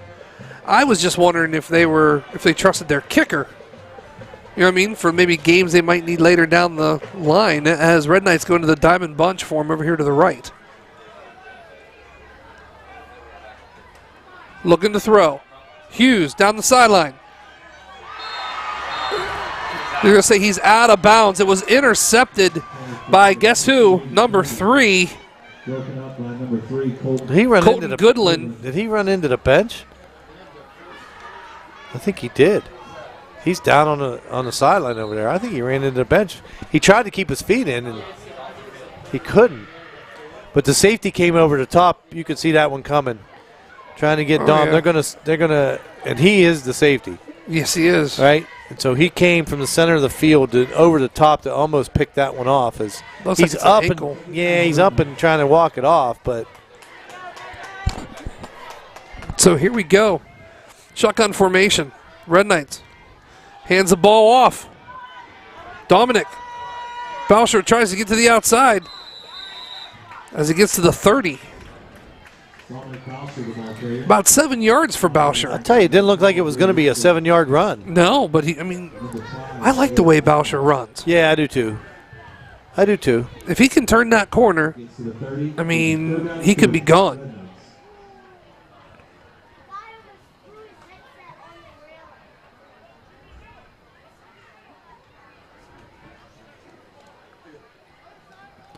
All right, well, we got to pick up his first down, and I mean, you're in 4-down territory. Yeah, 3rd and 3 right now. Even though you're way deep in your Hughes side. looking to throw. Hughes can't do anything as they're going to get a flag for it. No, he's going to say there was someone in sight. Well, I think that was a grounding, but he was outside the tackle box. Yes, though, he was. So, well, that was close to like a face mask and the whole 9 yards, but a huge loss for the Red Knights as Hughes gets sacked way back. No, they're going to say it was a forward incomplete throw, pass. incomplete pass. Oh, that's right. So that's going to put the ball back up at the 30-yard line. So it's going to bring about 4th down and 3. Well, that helps us out. We'll take it. Absolutely. And so now, do we run Boucher? Do we throw? What do we see? What do we do? It's going to Here be we go. interesting. Twins to the left, no one on the right. Boucher looks. Nice play. Nice call as it gets to Aiden Philby as he takes it across the 35-yard line down to about the 38. And that's going to be good enough for a Red Knight first down as the clocks will stop to move the chains with 7:08 here to play in the game. Well, I tell you what, that is such a long throw from the right hash all the way to the numbers. It takes so much time. It's got to be like bam, bam, because if you give the defense any kind of time to react to that, it's intercepted. Nice execution by the Red Knights that time. That was a nice play call. Absolutely. Get the sticks moving, but again, we're 6:53 and counting. Trips to the right. Hughes looking. Throws down again to Philby. Same play. Philby's going to have to do some shaking and baking, and it's going to take it to the 40-yard line. Oh, there we go. And here comes 2 flags flying. I think he punched the kid. Not calling it on Philby. Yeah. Yeah, I think he punched him. Did he? Yeah, I think he did. I saw him kind of go, with like a hammer chop type thing. Now, it could be after the fact the kid maybe twisted his ankle or did something, but. Yeah, I think he punched him. I tried to go back to look. I know we were on a delay. Oh. So I tried to go back to look at it. Did they waive it? I don't know what. I don't know. It looks like they might have. Well, they're still talking. Like the Red Knights just broke the huddle, but not sure what we got. Oh, they're going to.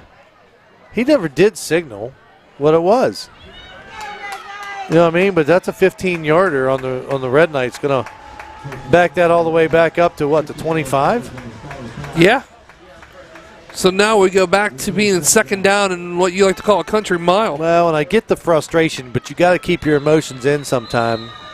Because now Oakland's going to take the timeout. Yeah, now you're 2nd and 23. But again, 6:34 to go. You need 3 scores. Let's take a timeout too, shall we? You're listening to Red Knight Football right here on the K9 Network. We'll be back. For 45 years, Valley Converting has been working to recycle for our future. From confidential papers to your old pizza boxes, you can trust us to take care of all of your paper recycling needs. Locally owned and operated in Toronto, Ohio, you can recycle 6 days a week. So make some green by going green. Stop throwing your paper away and bring it to Valley Converting today. It's the VC way. And remember, Go green. And recycle for our future. All right, we're back with one of the best dunkers in basketball. His name is Zach Levine. Thank you guys for having me. all right, enough with the jibber jab. Let's roll Zach's top 10 dunks. Okay. Oh, look at that. Hachi, chachi, dunky, rini. Guys, these aren't my dunks. These are sandwiches. Welcome to our house. That's Zach. right. We live here. You live here with the sandwiches? No, I have a home and a wife and a child. I live here with the sandwiches. Try the new Dunked Ultimate Chicken Sandwich in 3 bold flavors and get half-price shakes and ice cream slushes after 8 p.m. This is how you Sonic. And we're back live here at Clark Hinkle Field. 6:34 here to play in the 4th quarter. 25-8 Bears. Hughes going to be all by himself in the backfield as he's looking to throw back. It's Dominic wide open. Oh. I don't know, but to me it looked like he pushed a little soon. But He did. that's why I don't get paid the big bucks, though. He did, and the ball actually thrown just maybe a step behind him. He had to kind of reach back, and the problem with that is that's where the defender is. You know what I mean? If you can lead him where the defender would then be out of position, but you're almost throwing it into him, it's got to be just another yard or so ahead, so close to being a big play. Third down, Red Knights. So here we go. 3rd down and 23. Ball sitting on the 25-yard line. Hughes, shotgun. Flags. We're going to get delay a game against the Red Knights. I'll tell you, when it rains, it pours sometime.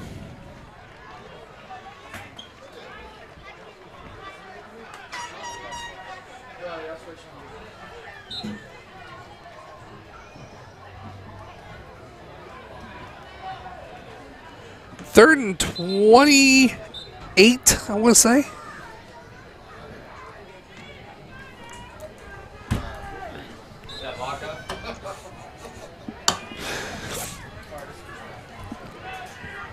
Here we are. 6 minutes, 16 seconds here to play. Hughes in the shotgun. Looking back. Throws. Flag comes flying down again, it looks like. Oh, boy. Oh, man, nice play. That looked like it might go. And it's going to come back. And what do we got now? Flag on the play. Holding on the Red Knights.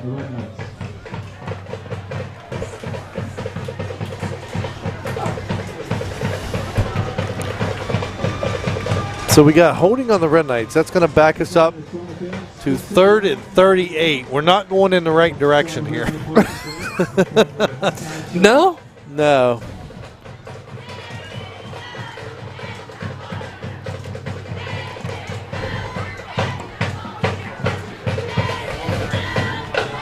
That's going to put him inside the 10-yard line, pal.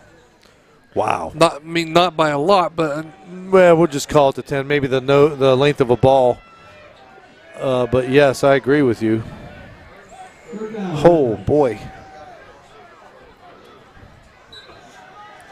So here we go. 3rd and 38.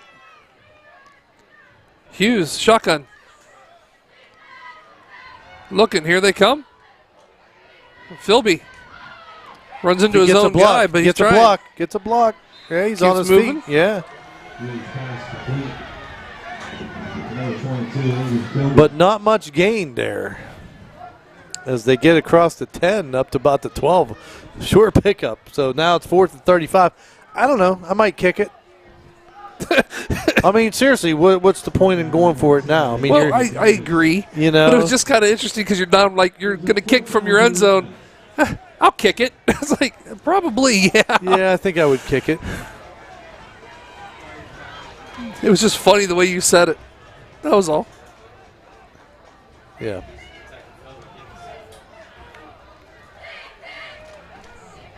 .509. Oh. Blocked. It is blocked. He takes a nice Red Knight bounce all the way up close to the 30, but wow. Wait a minute. He touched that. Didn't I don't know. Oak Glen touch that like ball? He did, but if Oak Glen touched that, I think he went like a fake glitch. He faked it. Oh man, from here it looked like he touched it. That's a live ball. If that would be ours, you know what I mean? Yep. I think he went like flinched. Oh, maybe just a little fake thing. Yep. All right. Well. So here we go. They're going to take over 1st and 10 on the Red Knights 27.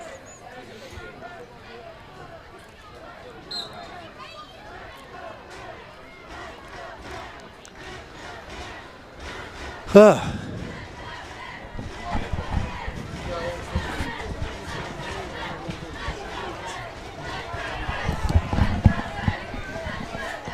right. Beatty under center. Looks, he's going to hand it off. Tell you what, the Red Knights are doing a good job stopping the run. Well, and they're still playing, which I like. I agree. You know, I know that this game's pretty much over, but the Red Knights are still competing. They're still tackling. They're still battling, you know, and it just that tells you a lot as a coach about how resilient your team is and what kind of character they have. And it's good to see. It's good to see that we're still battling. We're not just, you know, rolling over here. And try and keep them out of the end zone. Looks like we got a few other guys in too, so. As shotgun formation, handoff right side. But the Red Knights there in numbers. Short gain on the play up to about the 25-yard line. Nolan Dickinson. He's brought down by number 13, Nolan Dickinson. Clock continues to run. 3:57 here.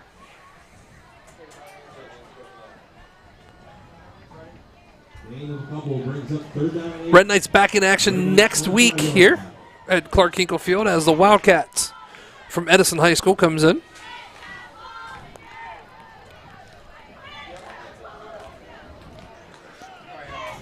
Under center. Yeah, Beatty's looking for the clock to run.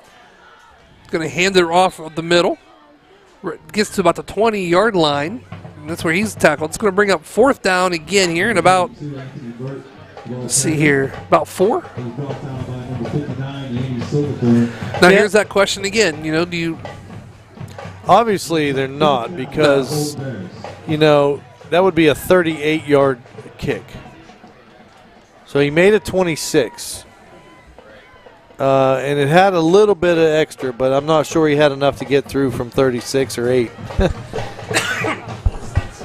Right now it'd be 38. Looks. He's going to look to throw. Over top, he has a man just through his hands. That was attended receiver was number 20, Buck Franklin. Well, that was lucky because he was wide open. They have not thrown the ball that much, but when they have, they've had some receivers that have been open. Almost that same play they ran last series where they got that first down, and he was wide open, and it might have been the same guy that caught it. I don't remember, but so that same kind of just out route. But Red Knights have a chance here, 2:44 to punch one in at the end, but 25-8 right now is the score. Golden Bears. Boucher. Hughes scrambling, runs into his own guy, still trying to pick his way through, and gets up to about the 25-yard line. Yeah, about 4 or 5 yards on it as the clock continues to run. Yeah. I'd love to punch one in here. It'd be nice. I really would, yeah. It's interesting, and I didn't say it earlier because I didn't know if he's hurt or what's going on, but we haven't seen Board back there much at all the second half for the Red Knights. No, we haven't. Hughes has been running the quarterback here. Gets one out quickly. He's going to short hop. Again, such a long throw. Trying to get it to Philby on the outside. He's going to short hop him incomplete. But just a long throw. You got to have a really strong arm to get that out there. Trying to set up that screen on the outside and pick up some yardage. Minute 55 here to play in the game. 25-8 Bears.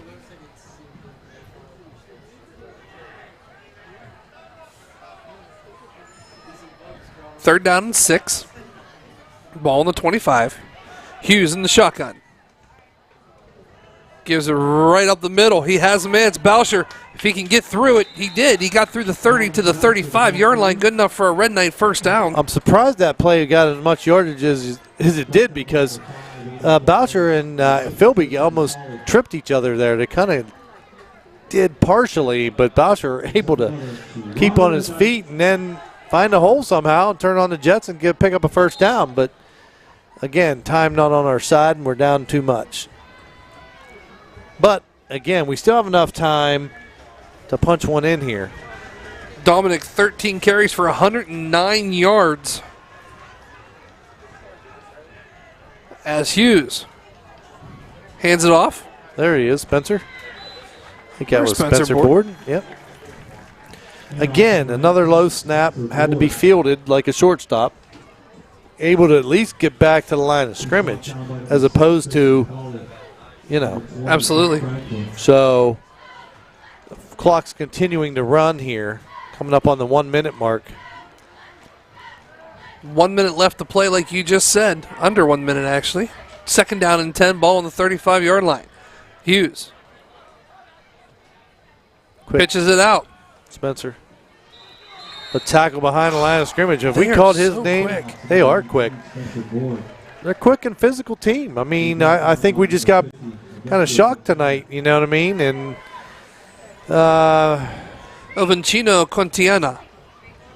Yeah. You know how I know that? Yeah, you just looked it up. No, he actually asked them earlier, so I wrote the phonetics. Oh, spelling you down did? there. Oh, I okay. don't think I actually knew that off the top of my head. Did you? I didn't know. 20 seconds here to play. 25-8. Brock puts Philby in motion. Through his hands. Behind his head. He's just going to fall on it at the 20. And that's going to pretty much just do it. It's just going to wind down. As Oak Glen's going to come into Clark Hinkle Field and deliver the Red Knights their first loss of the season.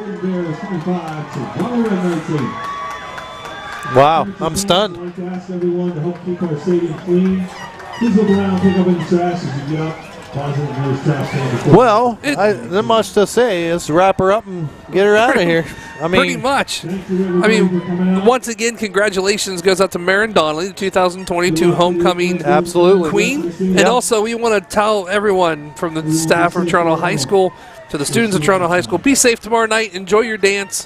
Have fun. Enjoy it, as that's pretty much going to do it from here. Their final. The Bears from Oak Glen, 25. Your Red Knights, 8. We're going to be back here next week as the Wildcats from Edison High School will be coming into Clark Hinkle Field.